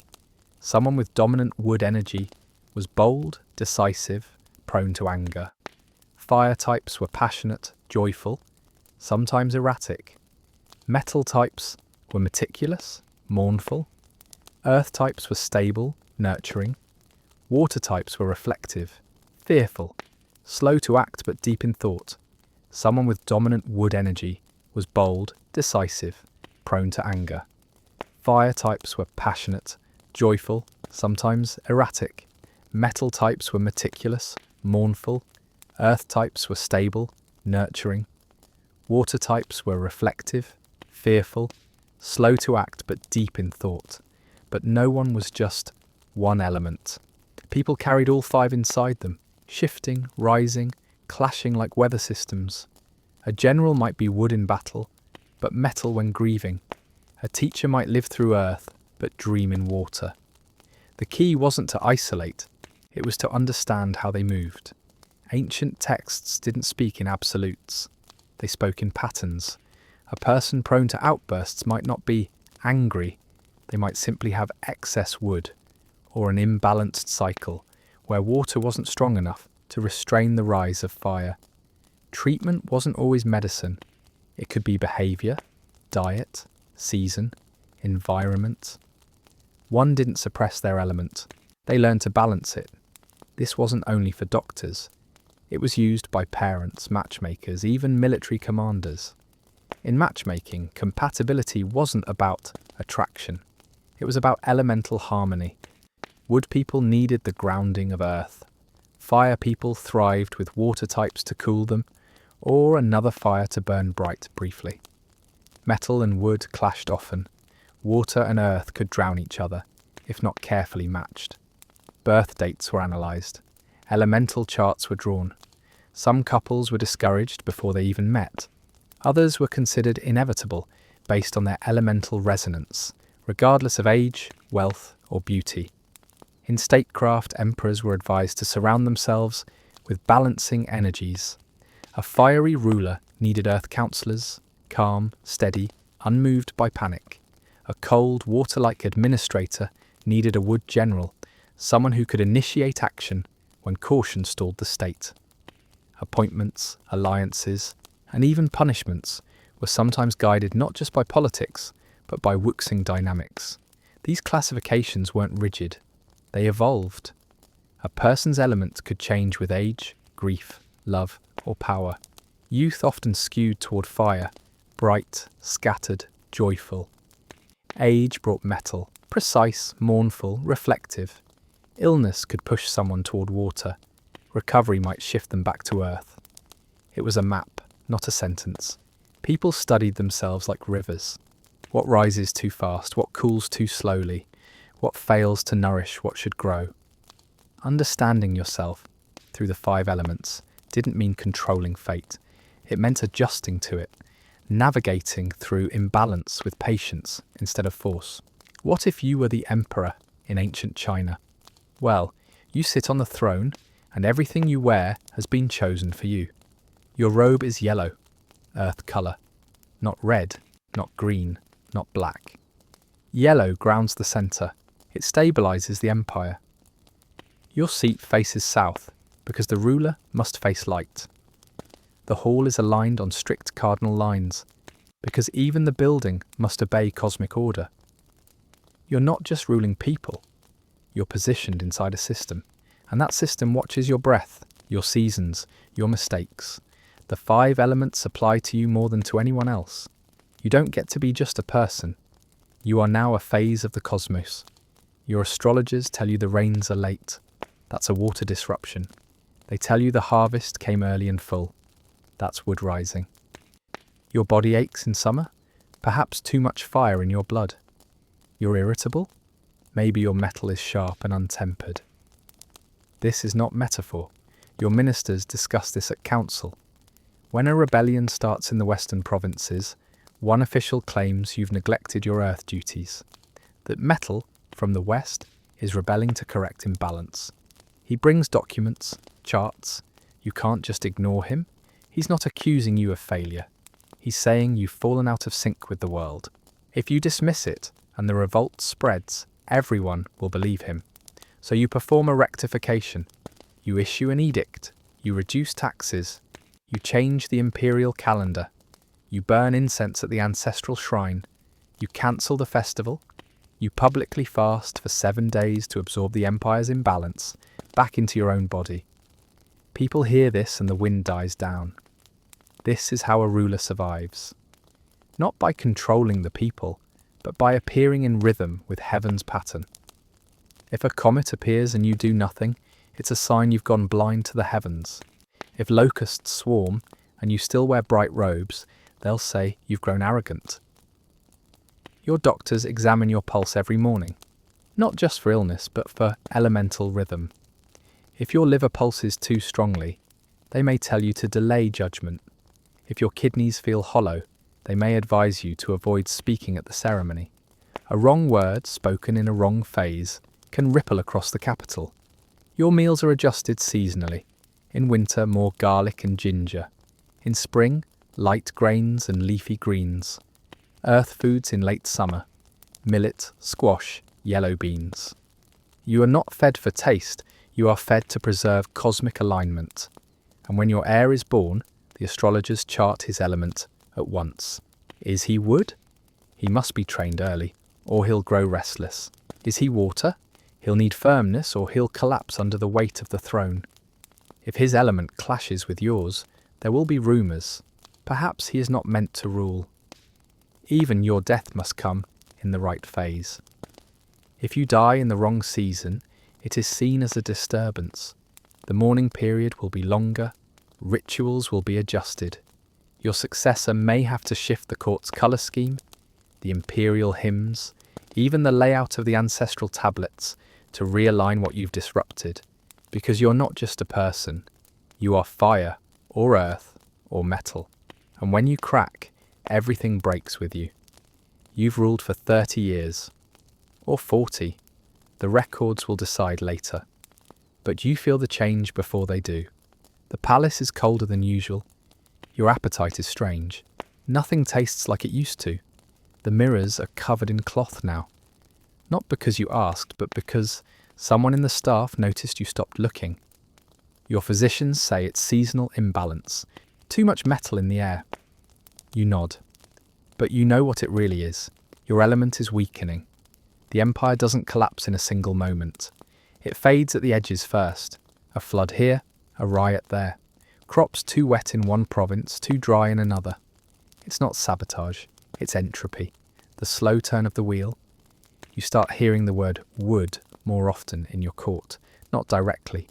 Not in accusations. In symbols.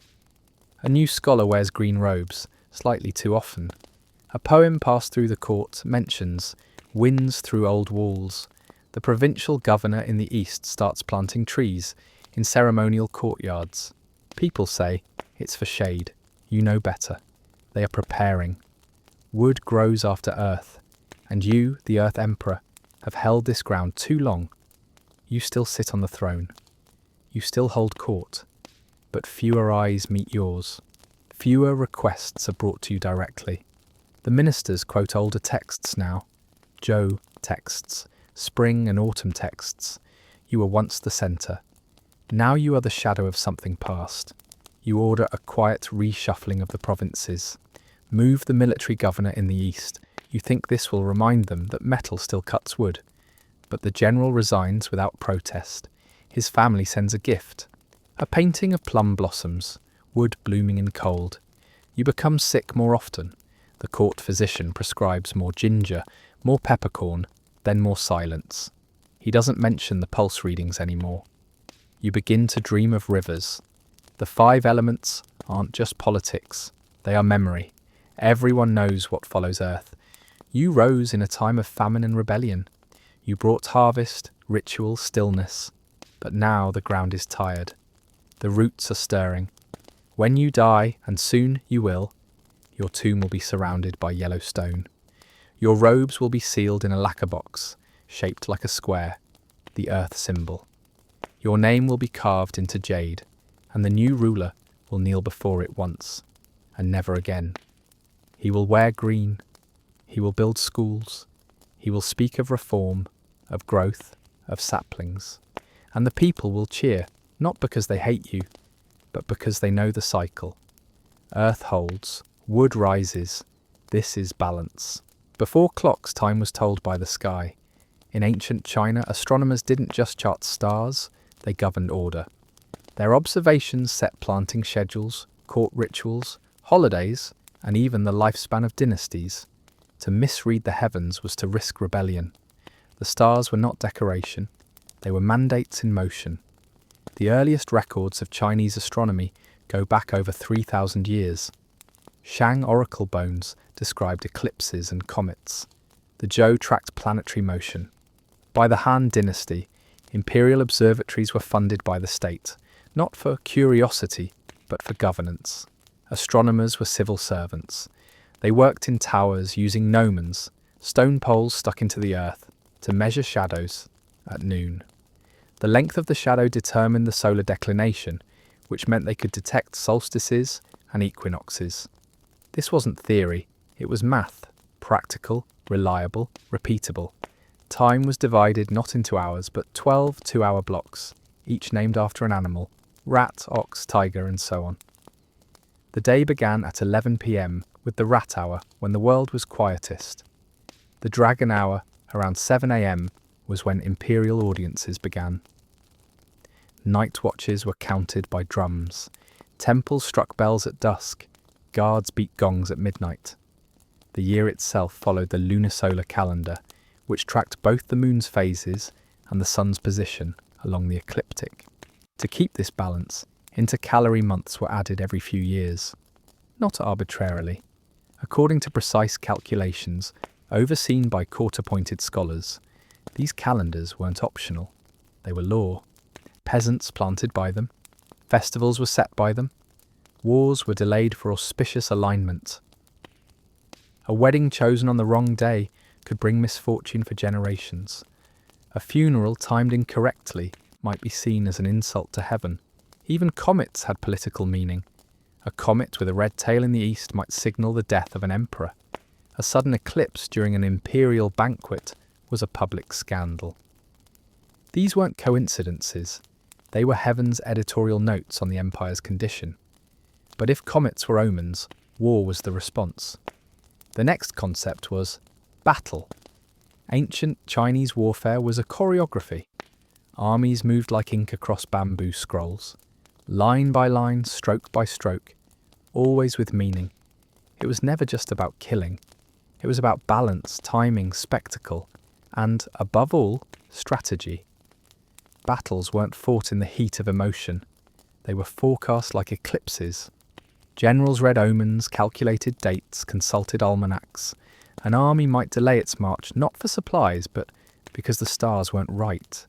Victory wasn't always won by swords. Sometimes it was secured by not fighting at all. The battlefield was sacred geometry. Infantry advanced in rectangular blocks. Cavalry flanked in crescent sweeps. Drummers beat out commands. Banners flashed coded signals. A horn blast from the left might mean retreat. A single yellow plume on the hill could unleash hell. Troops were trained in silence. They learned to charge without speaking, to kill without noise. One Han account describes an entire regiment moving at midnight in complete darkness, guided only by scent, each man holding a piece of oiled cloth soaked in wolf urine, following the smell like ghosts. Weapons were tools of philosophy. The jian, a straight, double-edged sword, was the weapon of scholars. It required precision, patience, and discipline. The dao, heavier and curved, was the soldier's blade, built for slashing chaos. Polearms like the GE could hook a chariot axle or tear through armour. Bows were compact, recurved, and brutally effective. A well-placed arrow to the eye could end a dynasty. Armour was segmented like the carapace of a beetle. Lacquered leather, bronze scales, sometimes iron. Flexible enough to move, but dense enough to matter. Helmets were crested like bird heads, with flaps that covered the cheeks and neck. Soldiers often wore red sashes around their waists, not for flair, but so their commanders could count them from a distance. The dead weren't left behind. They were recorded, names carved into bamboo slips, ranks burned into tablets. A general who lost too many men might be ordered to take his own life, regardless of victory. Siege warfare was its own universe. Ladders, tunnels, firebombs, rams shaped like dragons. Defenders poured boiling sand, not oil, because it clung to flesh and couldn't be shaken off. Walls weren't just defences, they were stories, each brick laid with a record of the dynasty that built it, each crack a line of poetry from an old war. War drums could be heard for miles. They weren't only to boost morale, they were instruments of tempo. A single misbeat could mean collapse. If the drum faltered, if the gong struck wrong, thousands could die in confusion. Even retreat had rules. A proper withdrawal involved feints, fake camps, decoy fires, planted corpses stuffed with straw to fool the crows. The art wasn't in the charge, it was in the illusion. Because deception was sacred. All warfare is deception. That's from The Art of War, a book older than the Roman Republic, written not by a brute, but by a philosopher. Sun Tzu didn't glorify blood, he glorified avoidance. The best war, he said, is the one you win before it begins. And in the Empire, war was never just physical, it was celestial. A comet might justify it, a solar eclipse might cancel it. Heaven watched every arrow loosed, every soldier bled, every city burned. Victory without harmony meant nothing. Defeat in accordance with heaven's will could still be noble. And that, more than any weapon, was what made the armies of ancient China so terrifying. By the 8th century, the Tang capital of Chang'an was the largest and most strictly organised city in the world. It wasn't a place that grew by accident, it was engineered. The entire city was laid out like a chessboard, rectangular wards, straight avenues, and precise symmetry. Nearly 2 million people lived within its walls. The imperial palace sat at the top of the grid, facing south, overlooking everything. Only the emperor and his inner circle entered through its central gate. Everyone else moved around it, carefully. The city was divided into over 100 enclosed wards, called fang. Each fang had high walls, its own locked gates, and a local headman responsible for keeping order. At night, the gates were sealed. Anyone found wandering after curfew could be detained. If someone committed a crime within the fang, the whole ward might be punished. Neighbours kept an eye on each other, sometimes out of fear, sometimes out of habit. The East Market was the city's beating heart. By day it roared with voices and clattering carts. Food vendors shouted over perfume sellers. Fortune tellers drew crowds with riddles.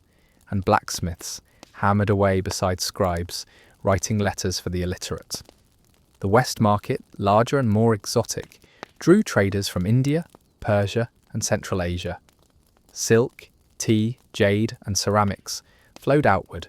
Spices, glassware, incense, and ivory flowed in. Chang'an was multicultural. You could walk from a Buddhist temple to a Zoroastrian fire shrine in minutes. Some streets smelled like cumin and sandalwood, others like incense and boiled vinegar. Foreigners, Sogdians, Turks, Arabs, and more, wore their own clothes, spoke their own languages, and lived in their own fang districts. Most were tolerated, some became officials. A few rose to powerful military ranks. The city was full of record keepers, inspectors, and messengers. Grain tallies, construction approvals, land assessments, paperwork passed from hand to hand, stacked high in lacquered boxes, carried across town on foot. The emperor might never meet the people who ran his city, but he expected his orders to be followed word for word. Temples were everywhere. Buddhism thrived. Monasteries grew rich from land donations and tax exemptions. They ran their own farms, hired workers, and taught reading and writing to boys, with no other way out of poverty. Monks copied sutras by hand under oil lamps, day after day. Some temples held entire libraries. Others held mummified remains of revered teachers. People came to burn incense, leave coins, or ask questions. Not all the answers were spiritual. Outside the main city, poets gathered in tea gardens. Tang China valued poetry as much as war. Scholars composed verses during drinking contests. A single clever couplet could make your name. Children memorized classics. Officials were expected to write in elegant form. Even military officers submitted poems as part of their annual reviews. But Chang'an was also fragile. Floods ruined entire districts. Fires swept through wooden homes. One spark from a cooking flame could destroy a whole fang in a single night. Riots broke out when food prices spiked. People disappeared. Some returned, some didn't. Yet the city endured for centuries. At its height, Chang'an was a place where empires were managed, philosophies debated, religions exchanged, and goods moved by the ton. It was orderly, immense and restless, always full, always watching. But for all its grandeur, daily life in Chang'an could be grinding. A cobbler working near the East Market might go 10 years without ever seeing the palace walls. A washerwoman in the southern wards may have never set foot in a temple, too busy hauling water and boiling clothes over open fires. Beneath the city's symmetry, it was still a place of aching backs and calloused hands. Behind every carved screen or painted tile were servants wiping soot, apprentices sharpening blades, and cooks chasing mice from the rice bins. The air itself carried the weight of the city, thick with wood smoke, sweat, sandalwood, vinegar, and horse dung. In summer, the stench of the canals could choke a man. In winter, freezing fog crept down the alleys and turned the public latrines into slabs of ice. Those with money stayed indoors beside brazier fires. Those without huddled in doorways, layered in old straw mats and ragged hemp robes. But Chang'an wasn't a place to simply endure. It offered paths upward. Rare, narrow, but real. A farmer's son with a good memory might find a teacher. A soldier who survived a border campaign might buy a small shop. A merchant who gambled right could one day own a warehouse in the West Market and dine on duck cooked in fermented bean paste, served by hired musicians plucking lutes in candlelight. And for the truly bold, there were patrons, poets, painters, musicians, wealthy men, government officials, and temple heads often surrounded themselves with artists and performers, especially in the capital. A clever storyteller with good posture might find himself invited to recite in a scholar's courtyard. A courtesan with wit, poetry, and the right silk could rise far above her birth. But these rises were precarious. One wrong word, one shift in political favour, and fortunes vanished overnight.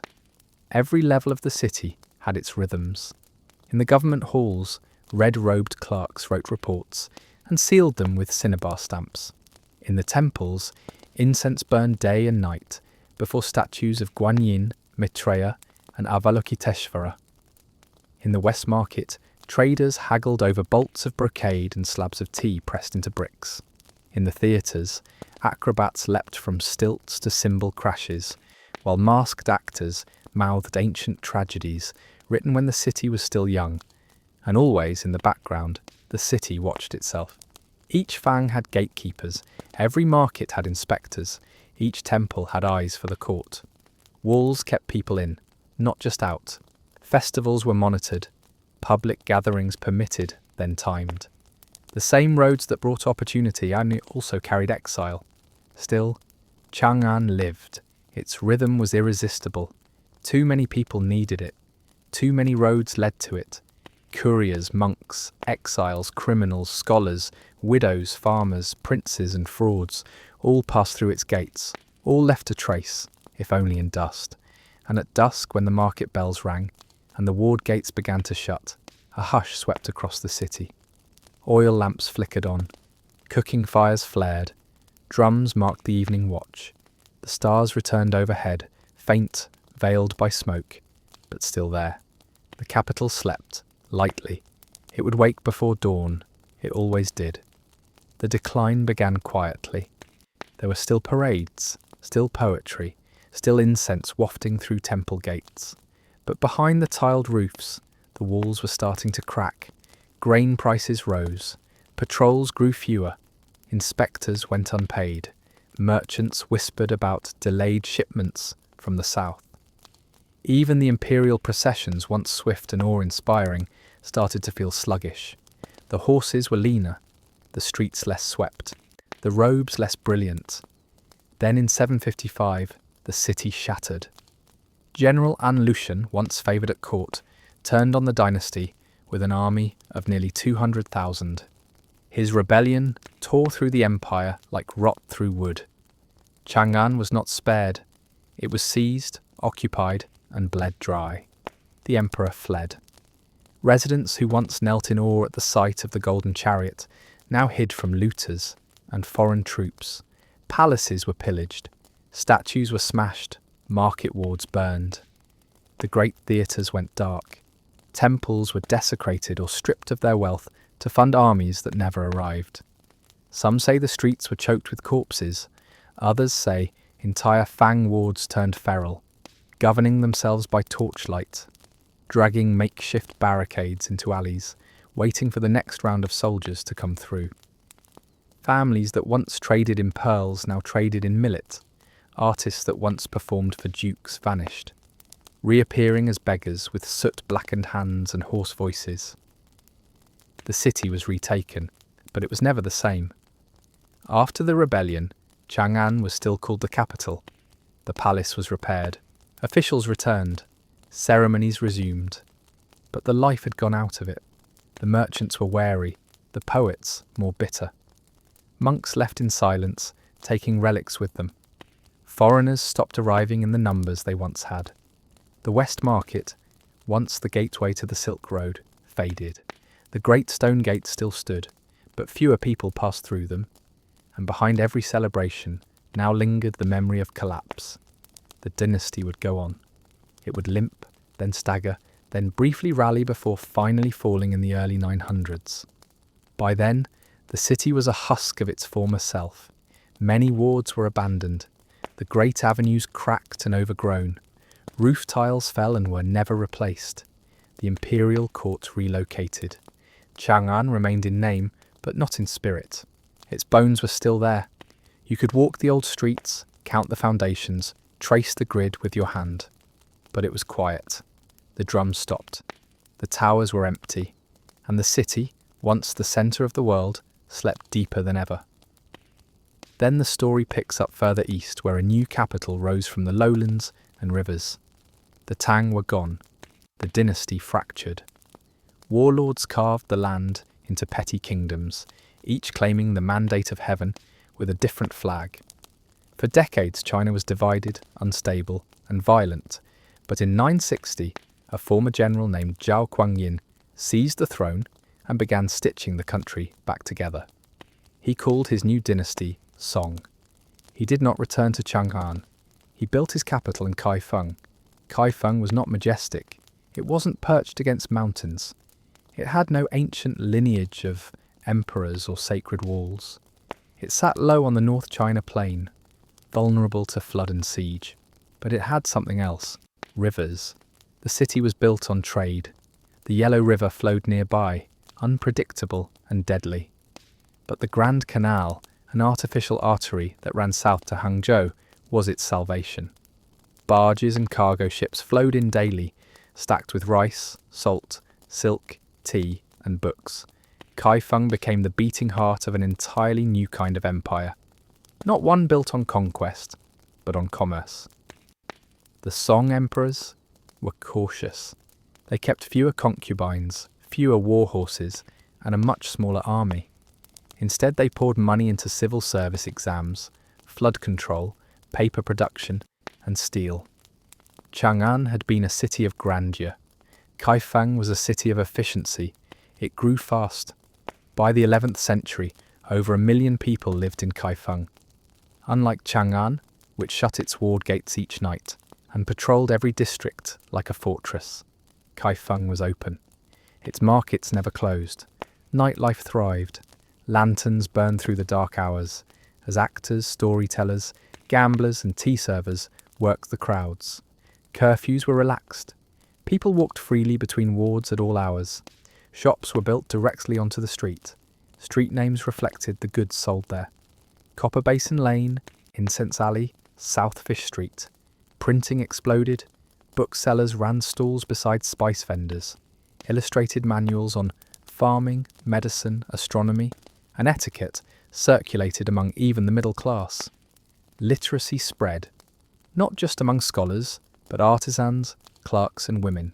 In Kaifeng, you didn't have to be born into knowledge. You could buy it. The Song dynasty prized skill. Painters were paid. Engineers were honoured.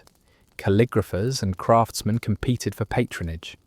Some of the greatest technological advancements in world history happened in this time. Movable type, advanced iron smelting, hydraulic clocks, and even flamethrowers powered by bellows and gunpowder.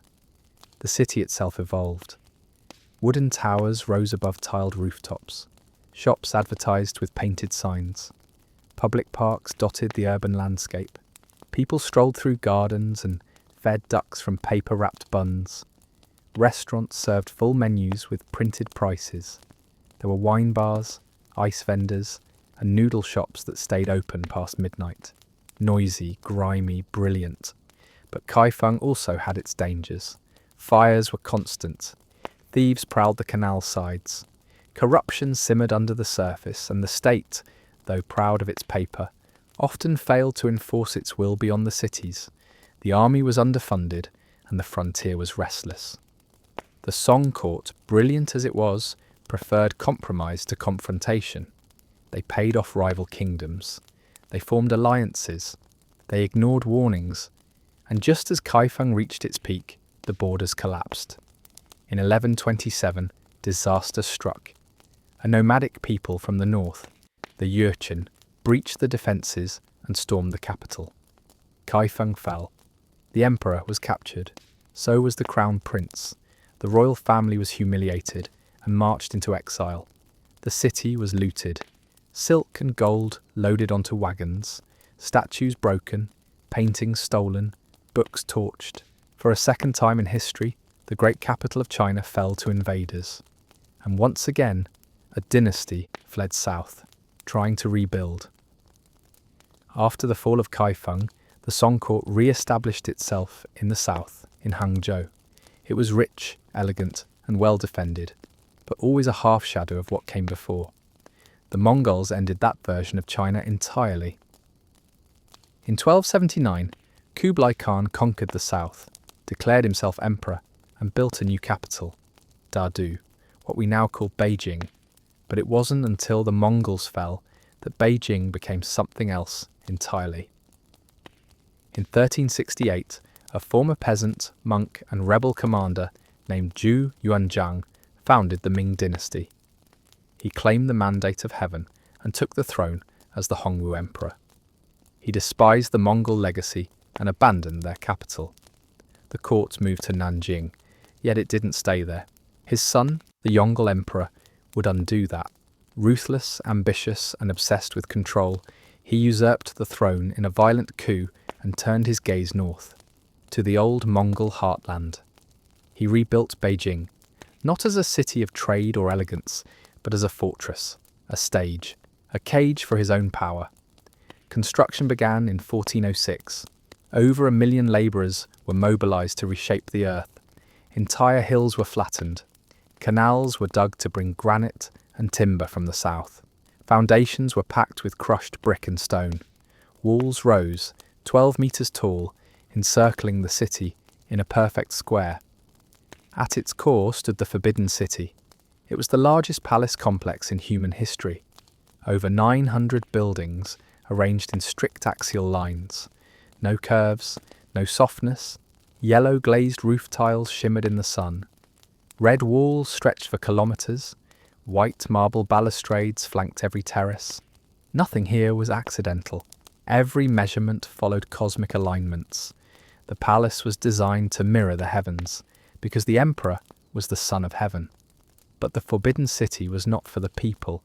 It was closed to all but eunuchs, officials, and family members.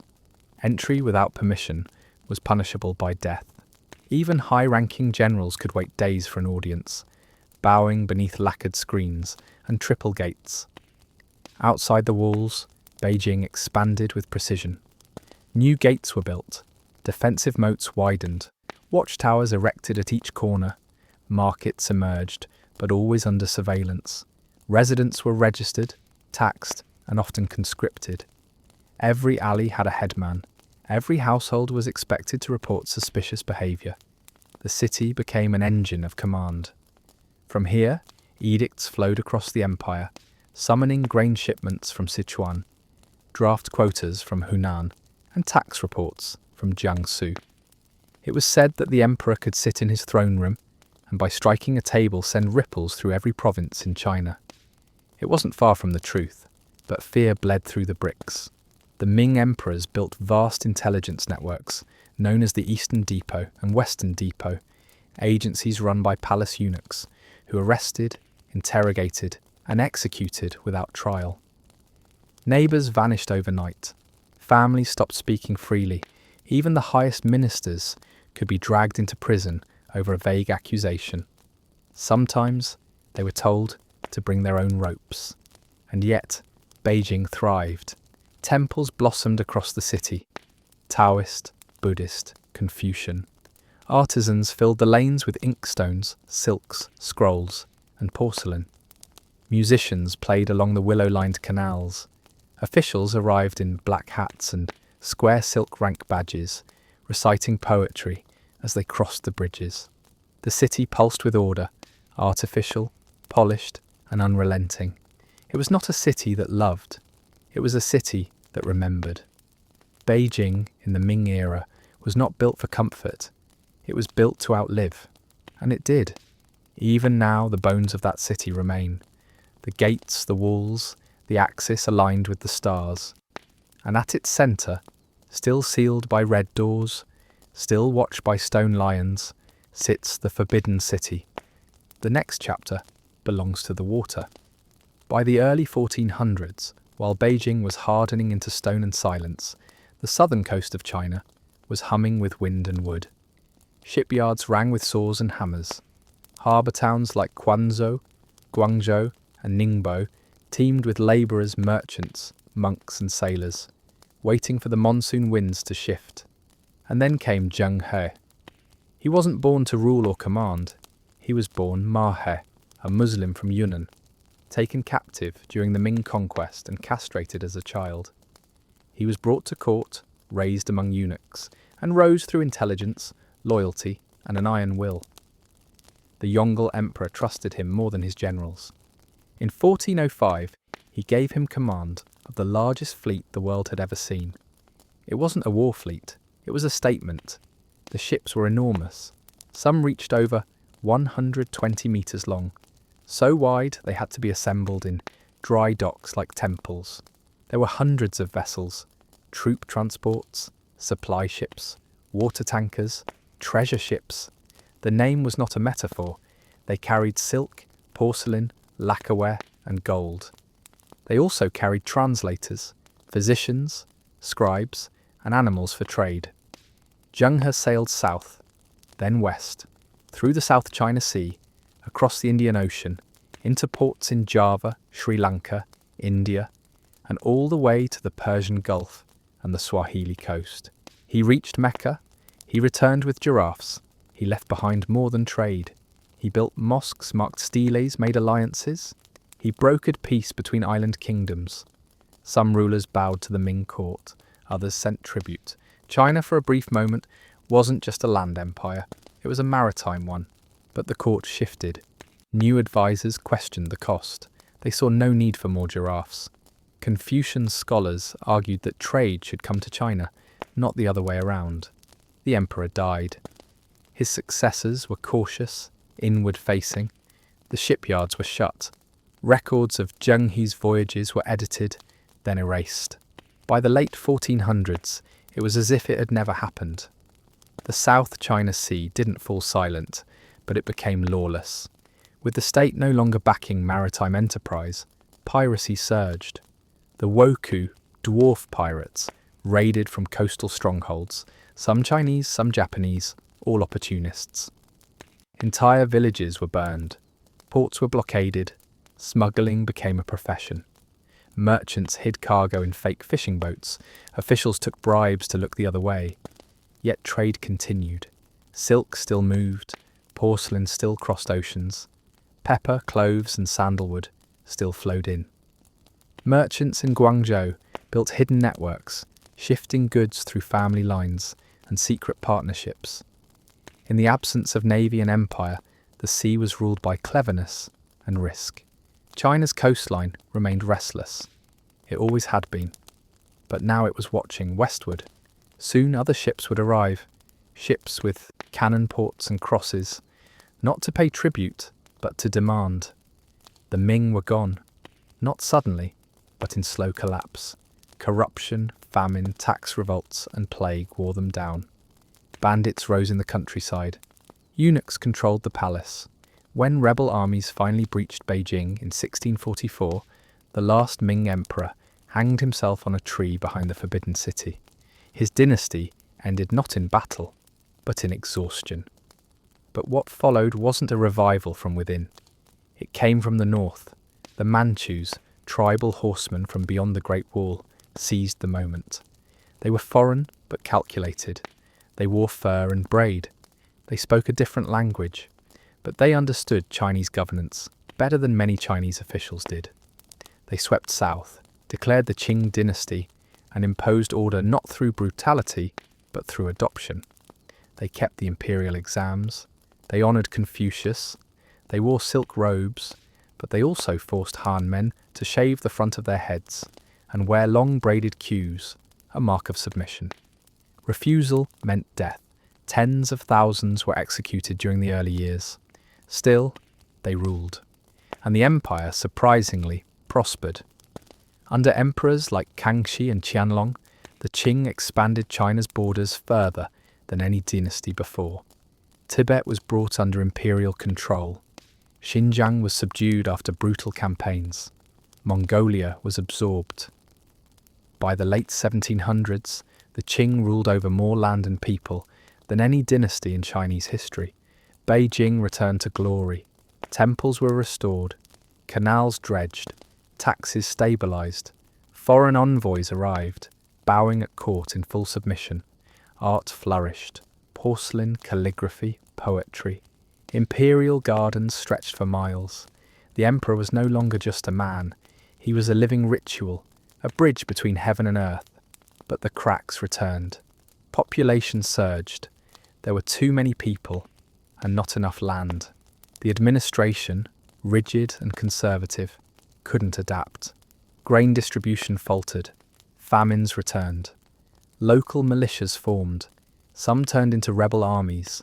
Secret societies spread in tea houses and opera troupes, waiting for a signal. And on the coast something new had appeared. The British. They didn't come with tribute. They came with trade demands. They wanted silk, tea, porcelain. China wanted silver. But when the British ran out, they found something else to offer: opium. And the Qing court didn't know how to respond. Some officials warned of the threat. Others accepted bribes. The emperor issued edicts, but the drugs kept flowing. Foreign merchants anchored in Guangzhou under false flags and fake manifests. Addiction spread like rot. Smuggling grew faster than the state could contain it. Now what about food? Well, the ancient Chinese didn't just eat to live. They lived to eat well. At any given moment in history, from the peasant's clay stove to the emperor's lacquered table, food was central. It dictated the rhythms of the day. It marked births, marriages, and funerals. It accompanied festivals, court sessions, and religious offerings. It was how you showed love, how you showed wealth, how you remembered your ancestors. It began with rice, always rice. In the south, it was steamed, sticky, fragrant, grown in flooded paddies, harvested with bent backs under dragonflies and monsoon skies. It was boiled in iron pots, scooped into bamboo bowls, served with pickled mustard root or hot chili oil. In the north, wheat took over. Noodles, steamed buns, dumplings folded like tiny ingots of gold, pancakes fried on griddles, flour stretched and slapped until it danced. No Chinese meal was centered on meat. Vegetables ruled the table: bok choy, Chinese cabbage, wood ear fungus, bitter melon, garlic chives, water spinach. Meat was flavouring, not the main act. A few shreds of pork in a mountain of cabbage, slivers of duck breast over sticky rice. A single fish, whole, steamed and dressed with soy sauce, scallions, and ginger, served last as a gesture of abundance. Soy was everywhere. Soybeans became soy sauce, tofu, doubanjiang, fermented tofu, soy milk, soy oil. It was a magic ingredient, versatile, rich, and respectful of the land. Salt-preserved vegetables, dried mushrooms, and black beans filled in the flavours between. Nothing was wasted. Chicken feet, pig ears, duck blood, tofu skin, lotus root, preserved egg. Even bones were cracked for soup. Texture mattered as much as taste. Balance was everything. Every dish had to have a counterpoint. Hot dishes with cold ones, crunchy beside soft, sour against sweet, oily balanced with plain. A good meal wasn't heavy. It was harmonious. Too much meat caused heat. Too much raw food caused dampness. Ginger cured nausea. Vinegar restored balance. Chrysanthemum cooled the blood. Seasons mattered.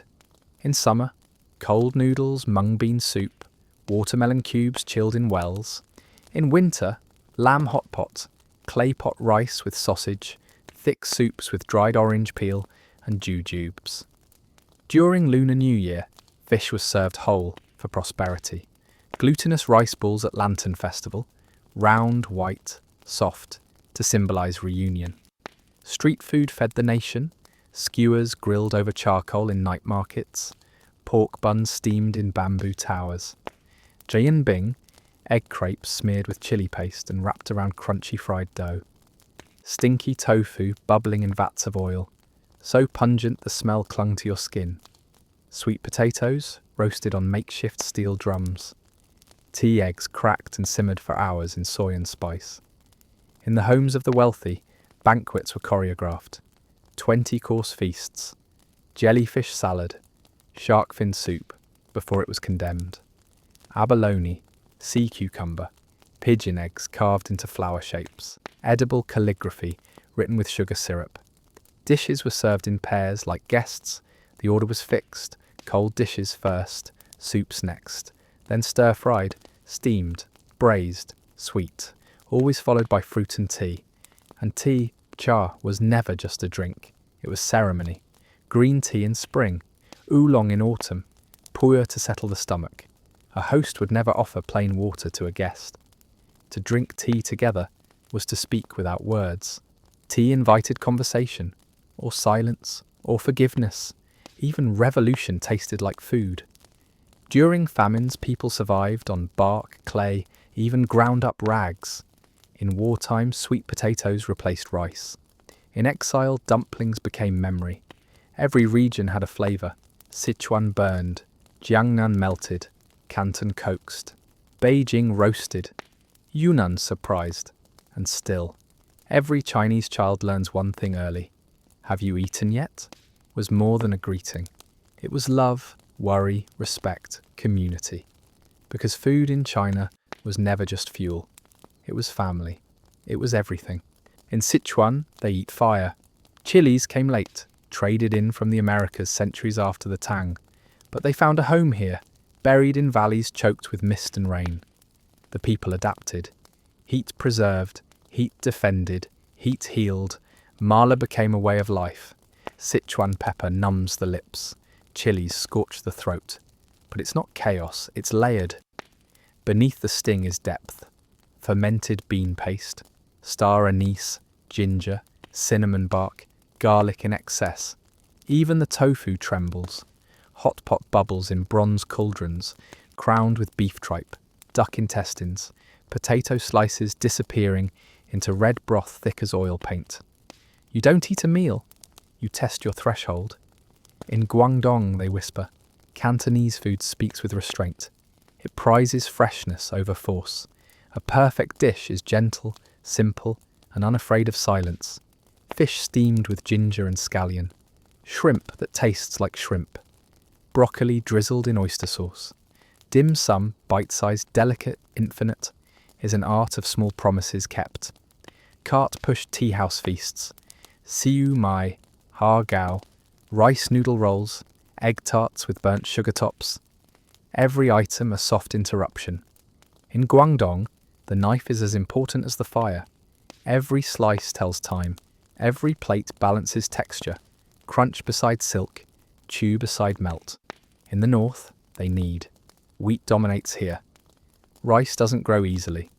So the people stretch dough, boil it, fry it, and fold it into armour. Dumplings with pork and chive, pan-fried until one side crackles. Noodles pulled by hand, slammed on counters, twisted into bowls of lamb broth, thick with coriander and chili paste. Scallion pancakes flake apart like dry paper. In Beijing, meals are often defined by Peking duck, lacquered skin, crisped over open flames, carved tableside, wrapped in paper-thin pancakes with cucumber, leek, and sweet bean sauce. Rich, ritualistic. A dish meant to be eaten slowly and in silence. In the south they ferment. Jiangnan, cradled by rivers and lakes, breeds softness. Here sweetness comes easy. Braised pork belly melts into caramel. River shrimp glisten under rice wine. Vinegar is dark and thick, poured in drops. The famed red-cooked style, Hong Shao, uses soy, sugar, and thyme. Everything simmers. Even the silence feels stewed. This is a cuisine that lives close to the water. Eels, snails, crab cracked open with ginger and glutinous wine. In Hangzhou they eat Westlake vinegar fish, served whole, sour, sweet, and staring back at you. In the far southwest, surprises bloom. Yunnan borders Laos, Vietnam, Tibet, and Myanmar. Its cuisine is a mosaic. Mushrooms rule. Hundreds of wild species, some sweet, some lethal, cooked with cured ham, pickled greens, goat cheese, chili, mint. Crossing the bridge, noodles arrive in layers. Raw egg, sliced pork, blanched greens, rice noodles, served with boiling broth so hot it cooks everything at the table. Yunnan is less about tradition, more about instinct. It tastes like altitude. And in Xinjiang, firewood and lamb. Here on the steppe and desert edge, the food carries Central Asia in its smoke. Skewers of cumin lamb grilled over open flame. Hand-pulled noodles with tomato and beef. Naan baked in clay ovens. Pomegranate seeds spilled across roasted meats. It's hearty, defiant food. Road food. A meal for people who keep their boots on. Across it all, 8 major culinary regions. Hundreds of local variants. Thousands of village specialties. But beneath every dish, whether pickled or fried, boiled or chilled, there is the same truth. Food was survival. Food was invention. Food was identity. A bowl of noodles might carry a family name. A dumpling might represent a hometown, lost to war or time. A preserved egg on a wooden plate might taste like childhood, or silence, or home. Even now, even far from the empire, far from the emperors, a steaming bowl of soup can still carry the past. And for China, that's how the story continues. Through the chopsticks, not the sword. Thank you for walking through the dust of empires with me. You've now crossed into the stillness, where dynasties sleep and memory lingers. Rest well, immortal one. You are remembered.